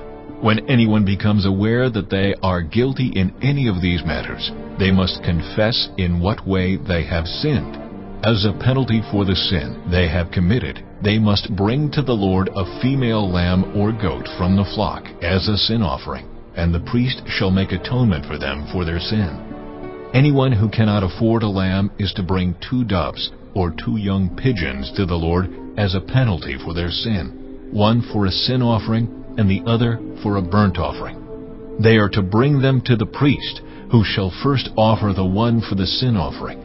He is to wring its head from its neck, not dividing it completely, and is to splash some of the blood of the sin offering against the side of the altar. The rest of the blood must be drained out at the base of the altar. It is a sin offering. The priest shall then offer the other as a burnt offering in the prescribed way and make atonement for them for the sin they have committed, and they will be forgiven. If, however, they cannot afford 2 doves or 2 young pigeons, they are to bring as an offering for their sin 1/10 of an ephah of the finest flour for a sin offering. They must not put olive oil or incense on it, because it is a sin offering. They are to bring it to the priest, who shall take a handful of it as a memorial portion and burn it on the altar on top of the food offerings presented to the Lord. It is a sin offering. In this way, the priest will make atonement for them for any of these sins they have committed, and they will be forgiven. The rest of the offering will belong to the priest, as in the case of the grain offering. The Lord said to Moses, When anyone is unfaithful to the Lord by sinning unintentionally in regard to any of the Lord's holy things, they are to bring to the Lord as a penalty a ram from the flock, one without defect, and of the proper value in silver according to the sanctuary shekel. It is a guilt offering. They must make restitution for what they have failed to do in regard to the holy things, pay an additional penalty of 1/5 of its value, and give it all to the priest. The priest will make atonement for them with the ram as a guilt offering, and they will be forgiven. If anyone sins and does what is forbidden in any of the Lord's commands, even though they do not know it, they are guilty and will be held responsible. They are to bring to the priest as a guilt offering a ram from the flock, one without defect and of the proper value. In this way the priest will make atonement for them for the wrong they have committed unintentionally, and they will be forgiven. It is a guilt offering. They have been guilty of wrongdoing against the Lord. Chapter 6. The Lord said to Moses, If anyone sins and is unfaithful to the Lord by deceiving a neighbor about something entrusted to them or left in their care, or about something stolen, or if they cheat their neighbor, or if they find lost property and lie about it, or if they swear falsely about any such sin that people may commit, when they sin in any of these ways and realize their guilt, they must return what they have stolen or taken by extortion, or what was entrusted to them, or the lost property they found, or whatever it was they swore falsely about. They must make restitution in full, add 1/5 of the value to it, and give it all to the owner on the day they present their guilt offering. And as a penalty, they must bring to the priest, that is, to the Lord, their guilt offering, a ram from the flock, one without defect, and of the proper value. In this way, the priest will make atonement for them before the Lord, and they will be forgiven for any of the things they did that made them guilty. The Lord said to Moses, Give Aaron and his sons this command. These are the regulations for the burnt offering. The burnt offering is to remain on the altar hearth throughout the night, till morning, and the fire must be kept burning on the altar. The priest shall then put on his linen clothes, with linen undergarments next to his body, and shall remove the ashes of the burnt offering that the fire has consumed on the altar, and place them beside the altar. Then he is to take off these clothes and put on others, and carry the ashes outside the camp to a place that is ceremonially clean. The fire on the altar must be kept burning. It must not go out. Every morning the priest is to add firewood and arrange the burnt offering on the fire, and burn the fat of the fellowship offerings on it. The fire must be kept burning on the altar continuously. It must not go out. These are the regulations for the grain offering. Aaron's sons are to bring it before the Lord in front of the altar. The priest is to take a handful of the finest flour and some olive oil, together with all the incense on the grain offering, and burn the memorial portion on the altar as an aroma pleasing to the Lord. Aaron and his sons shall eat the rest of it, but it is to be eaten without yeast in the sanctuary area. They are to eat it in the courtyard of the tent of meeting. It must not be baked with yeast. I have given it as their share of the food offerings presented to me. Like the sin offering and the guilt offering, it is most holy. Any male descendant of Aaron may eat it. For all generations to come, it is his perpetual share of the food offerings presented to the Lord. Whatever touches them will become holy. The Lord also said to Moses, This is the offering Aaron and his sons are to bring to the Lord on the day he is anointed, 1/10 of an ephah of the finest flour as a regular grain offering, half of it in the morning and half in the evening. It must be prepared with oil on a griddle. Bring it well mixed, and present the grain offering broken in pieces as an aroma pleasing to the Lord. The son who is to succeed him as anointed priest shall prepare it. It is the Lord's perpetual share, and is to be burned completely. Every grain offering of a priest shall be burned completely. It must not be eaten. The Lord said to Moses, Say to Aaron and his sons, These are the regulations for the sin offering. The sin offering is to be slaughtered before the Lord, in the place the burnt offering is slaughtered. It is most holy. The priest who offers it shall eat it. It is to be eaten in the sanctuary area, in the courtyard of the tent of meeting. Whatever touches any of the flesh will become holy. And if any of the blood is spattered on a garment, you must wash it in the sanctuary area. The clay pot the meat is cooked in must be broken. But if it is cooked in a bronze pot, the pot is to be scoured and rinsed with water. Any male in a priest's family may eat it. It is most holy. But any sin offering whose blood is brought into the tent of meeting to make atonement in the holy place must not be eaten. It must be burned up.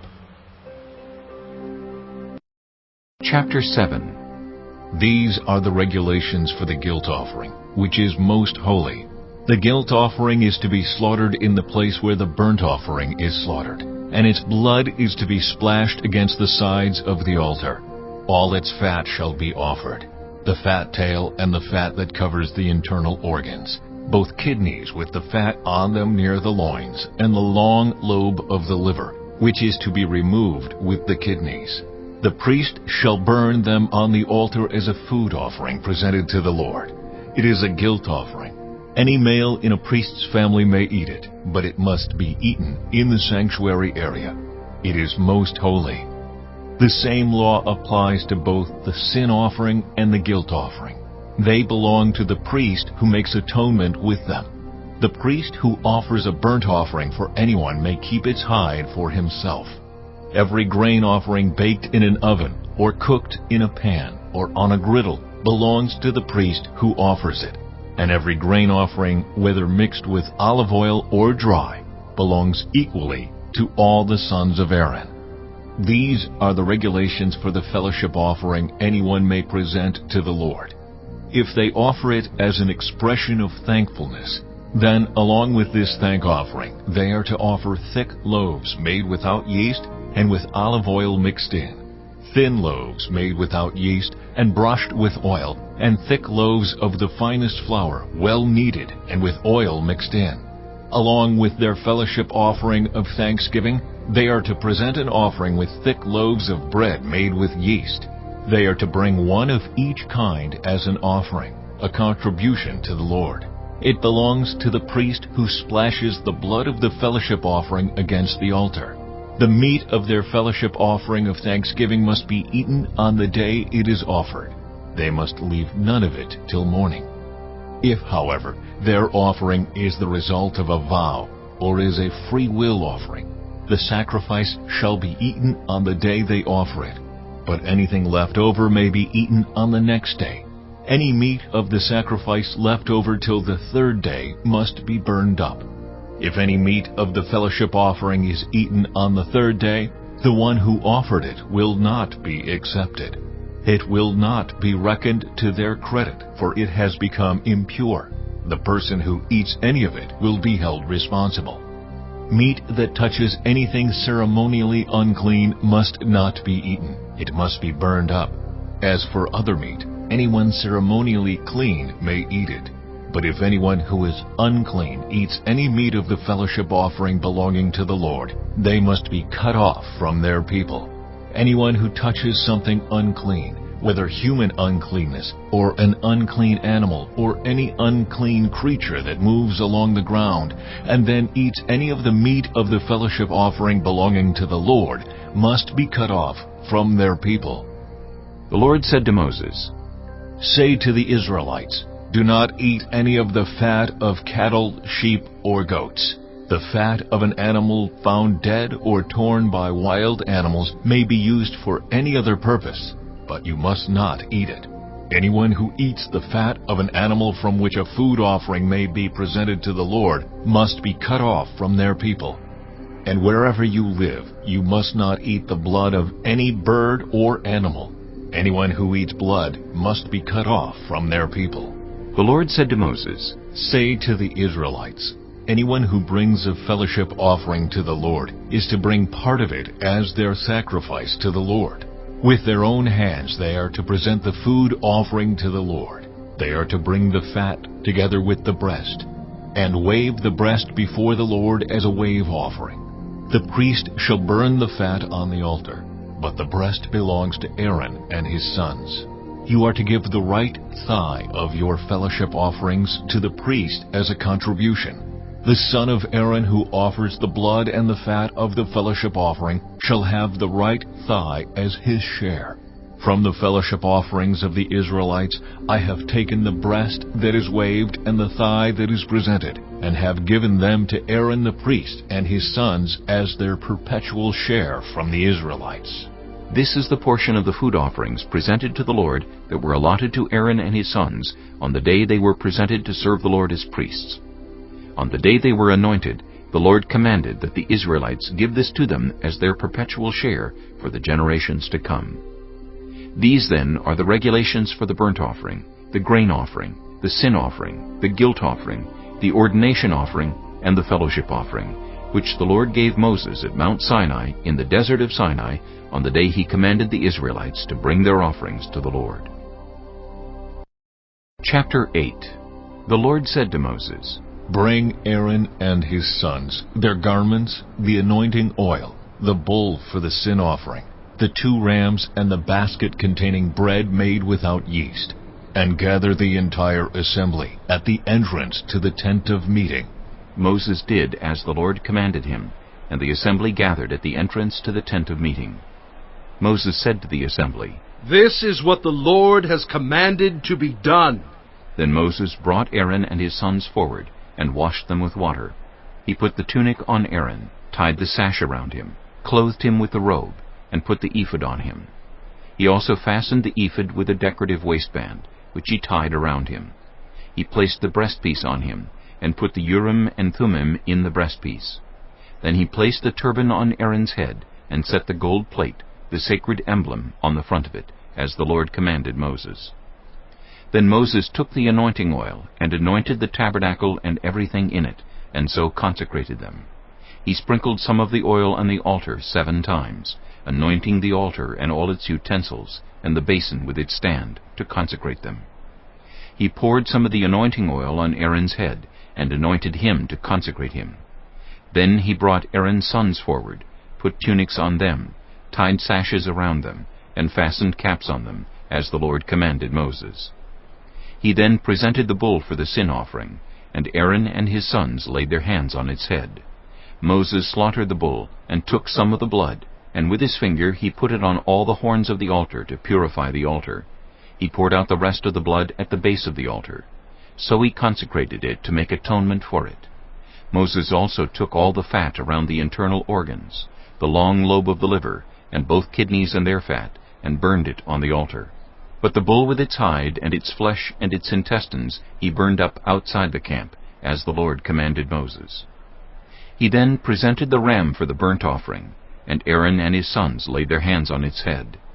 Then Moses slaughtered the ram, and splashed the blood against the sides of the altar. He cut the ram into pieces, and burned the head, the pieces and the fat. He washed the internal organs and the legs with water, and burned the whole ram on the altar. It was a burnt offering, a pleasing aroma, a food offering presented to the Lord, as the Lord commanded Moses. He then presented the other ram, the ram for the ordination, and Aaron and his sons laid their hands on its head. Moses slaughtered the ram, and took some of its blood, and put it on the lobe of Aaron's right ear, on the thumb of his right hand, and on the big toe of his right foot. Moses also brought Aaron's sons forward, and put some of the blood on the lobes of their right ears, on the thumbs of their right hands, and on the big toes of their right feet. Then he splashed blood against the sides of the altar. After that he took the fat tail, all the fat around the internal organs, the long lobe of the liver, both kidneys and their fat, and the right thigh. And from the basket of bread made without yeast, which was before the Lord, he took one thick loaf with olive oil mixed in, and one thin loaf, and he put these on the fat portions and on the right thigh. He put all these in the hands of Aaron and his sons, and they waved them before the Lord as a wave offering. Then Moses took them from their hands, and burned them on the altar on top of the burnt offering as an ordination offering, a pleasing aroma, a food offering presented to the Lord. Moses also took the breast, which was his share of the ordination ram, and waved it before the Lord as a wave offering, as the Lord commanded Moses. Then Moses took some of the anointing oil, and some of the blood from the altar, and sprinkled them on Aaron and his garments, and on his sons and their garments. So he consecrated Aaron and his garments, and his sons and their garments. Moses then said to Aaron and his sons, "Cook the meat at the entrance to the tent of meeting, and eat it there with the bread from the basket of ordination offerings, as I was commanded. Aaron and his sons are to eat it. Then burn up the rest of the meat and the bread. Do not leave the entrance to the tent of meeting for 7 days, until the days of your ordination are completed, for your ordination will last 7 days. What has been done today was commanded by the Lord to make atonement for you. You must stay at the entrance to the tent of meeting day and night for 7 days, and do what the Lord requires, so you will not die. For that is what I have been commanded." So Aaron and his sons did everything the Lord commanded through Moses. Chapter 9. On the 8th day Moses summoned Aaron and his sons and the elders of Israel. He said to Aaron, "Take a bull calf for your sin offering and a ram for your burnt offering, both without defect, and present them before the Lord. Then say to the Israelites, take a male goat for a sin offering, a calf and a lamb, both a year old and without defect, for a burnt offering, and an ox and a ram for a fellowship offering to sacrifice before the Lord, together with a grain offering mixed with olive oil. For today the Lord will appear to you." They took the things Moses commanded to the front of the tent of meeting, and the entire assembly came near and stood before the Lord. Then Moses said, "This is what the Lord has commanded you to do, so that the glory of the Lord may appear to you." Moses said to Aaron, "Come to the altar and sacrifice your sin offering and your burnt offering, and make atonement for yourself and the people. Sacrifice the offering that is for the people, and make atonement for them, as the Lord has commanded." So Aaron came to the altar, and slaughtered the calf as a sin offering for himself. His sons brought the blood to him, and he dipped his finger into the blood, and put it on the horns of the altar. The rest of the blood he poured out at the base of the altar. On the altar he burned the fat, the kidneys, and the long lobe of the liver from the sin offering, as the Lord commanded Moses. The flesh and the hide he burned up outside the camp. Then he slaughtered the burnt offering. His sons handed him the blood, and he splashed it against the sides of the altar. They handed him the burnt offering piece by piece, including the head, and he burned them on the altar. He washed the internal organs and the legs, and burned them on top of the burnt offering on the altar. Aaron then brought the offering that was for the people. He took the goat for the people's sin offering, and slaughtered it, and offered it for a sin offering, as he did with the first one. He brought the burnt offering, and offered it in the prescribed way. He also brought the grain offering, took a handful of it, and burned it on the altar, in addition to the morning's burnt offering. He slaughtered the ox and the ram as the fellowship offering for the people. His sons handed him the blood, and he splashed it against the sides of the altar. But the fat portions of the ox and the ram, the fat tail, the layer of fat, the kidneys, and the long lobe of the liver, these they laid on the breasts, and then Aaron burned the fat on the altar. Aaron waved the breasts and the right thigh before the Lord as a wave offering, as Moses commanded. Then Aaron lifted his hands toward the people and blessed them. And having sacrificed the sin offering, the burnt offering, and the fellowship offering, he stepped down. Moses and Aaron then went into the tent of meeting. When they came out, they blessed the people, and the glory of the Lord appeared to all the people. Fire came out from the presence of the Lord, and consumed the burnt offering and the fat portions on the altar. And when all the people saw it, they shouted for joy, and fell face down. Chapter 10. Aaron's sons, Nadab and Abihu, took their censers, put fire in them, and added incense. And they offered unauthorized fire before the Lord, contrary to his command. So fire came out from the presence of the Lord and consumed them, and they died before the Lord.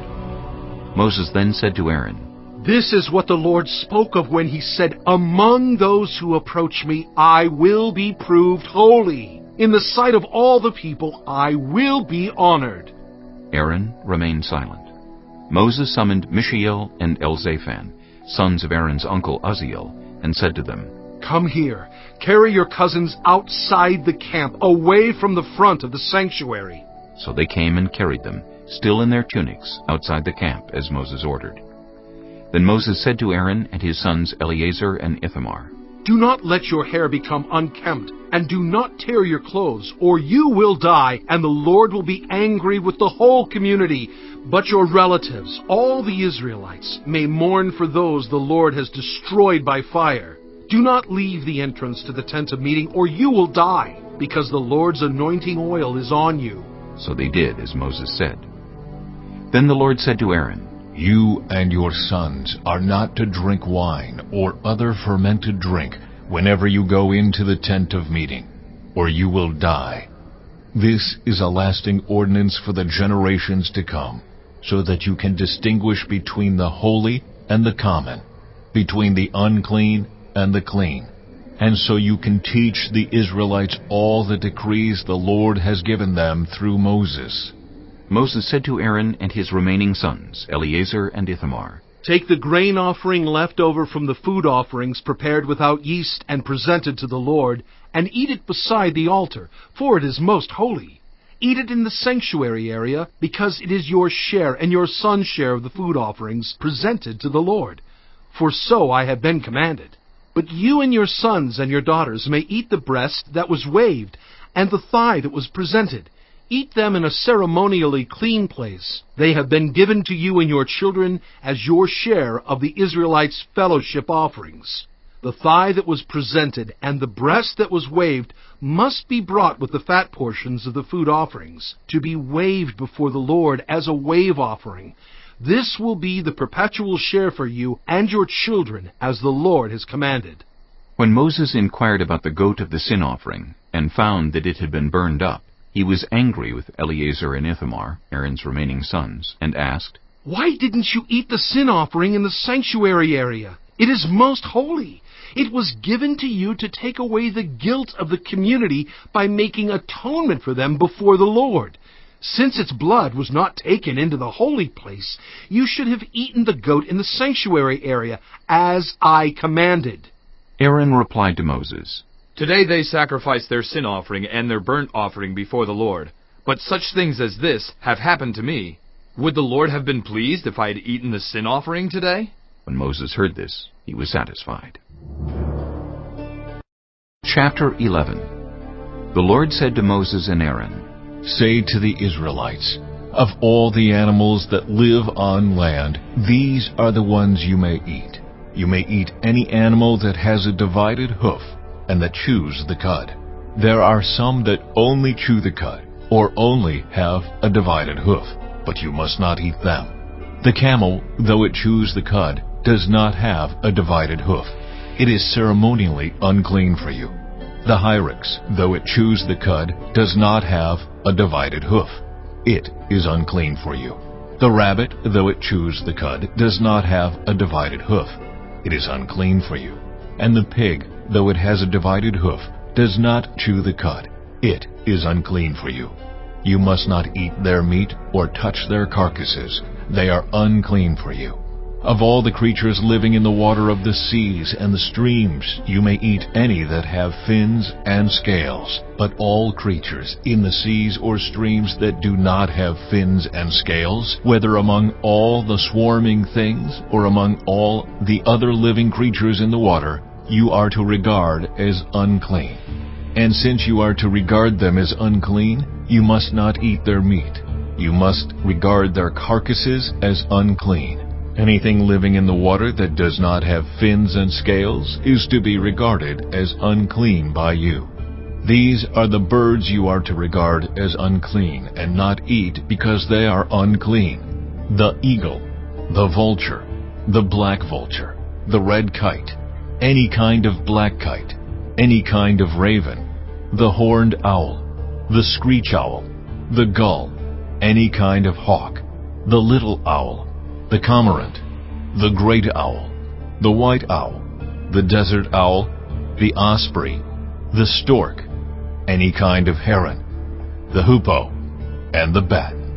All flying insects that walk on all fours are to be regarded as unclean by you. There are, however, some flying insects that walk on all fours that you may eat, those that have jointed legs for hopping on the ground. Of these you may eat any kind of locust, katydid, cricket, or grasshopper. But all other flying insects that have 4 legs you are to regard as unclean. You will make yourselves unclean by these. Whoever touches their carcasses will be unclean till evening. Whoever picks up one of their carcasses must wash their clothes, and they will be unclean till evening. Every animal that does not have a divided hoof, or that does not chew the cud, is unclean for you. Whoever touches the carcass of any of them will be unclean. Of all the animals that walk on all fours, those that walk on their paws are unclean for you. Whoever touches their carcasses will be unclean till evening. Anyone who picks up their carcasses must wash their clothes, and they will be unclean till evening. These animals are unclean for you.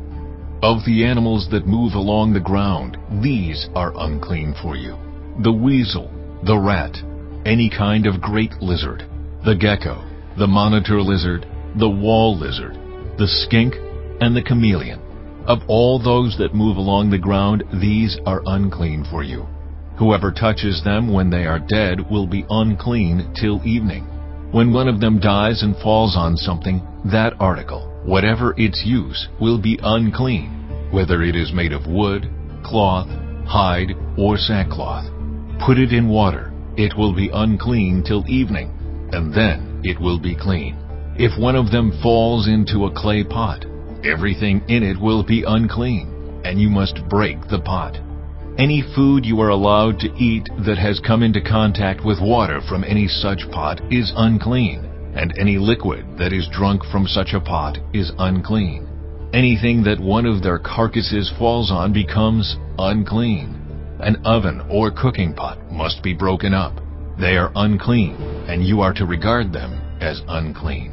A spring, however, or a cistern for collecting water, remains clean, but anyone who touches one of these carcasses is unclean. If a carcass falls on any seeds that are to be planted, they remain clean. But if water has been put on the seed and a carcass falls on it, it is unclean for you.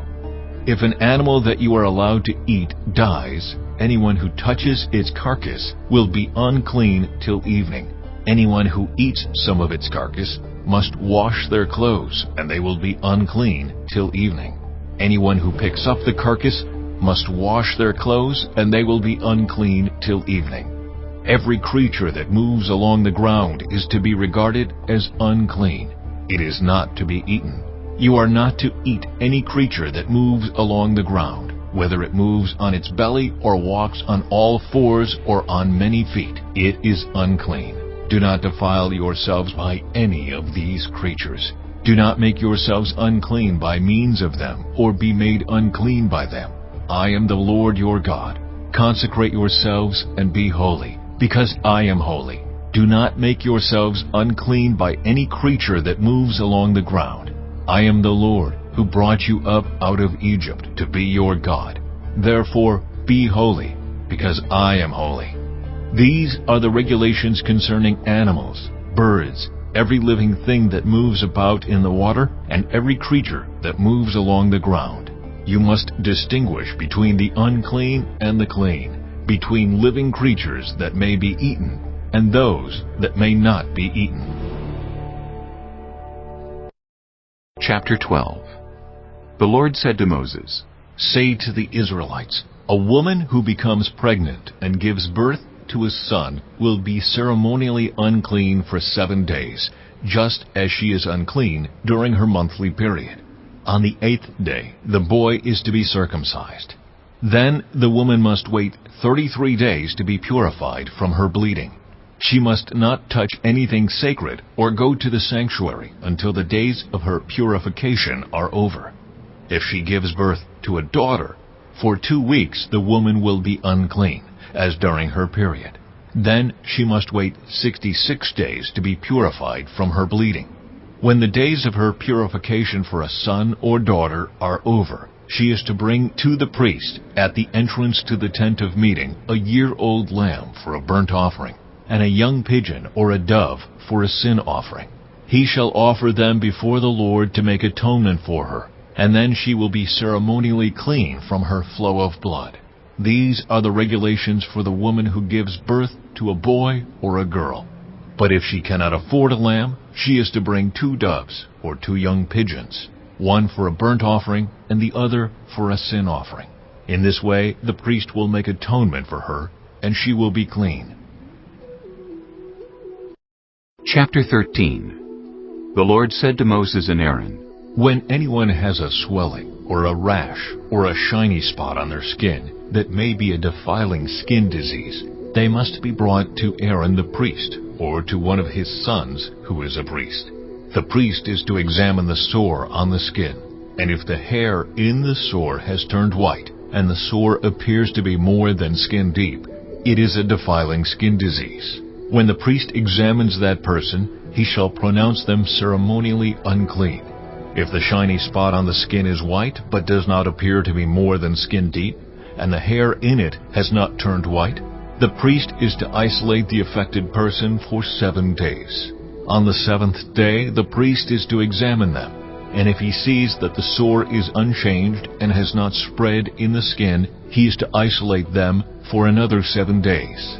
On the 7th day, the priest is to examine them again, and if the sore has faded and has not spread in the skin, the priest shall pronounce them clean. It is only a rash. They must wash their clothes, and they will be clean. But if the rash does spread in their skin after they have shown themselves to the priest to be pronounced clean, they must appear before the priest again. The priest is to examine that person, and if the rash has spread in the skin, he shall pronounce them unclean. It is a defiling skin disease. When anyone has a defiling skin disease, they must be brought to the priest. The priest is to examine them. And if there is a white swelling in the skin that has turned the hair white, and if there is raw flesh in the swelling, it is a chronic skin disease, and the priest shall pronounce them unclean. He is not to isolate them, because they are already unclean. If the disease breaks out all over their skin, and, so far as the priest can see, it covers all the skin of the affected person from head to foot, the priest is to examine them. And if the disease has covered their whole body, he shall pronounce them clean. Since it has all turned white, they are clean. But whenever raw flesh appears on them, they will be unclean. When the priest sees the raw flesh,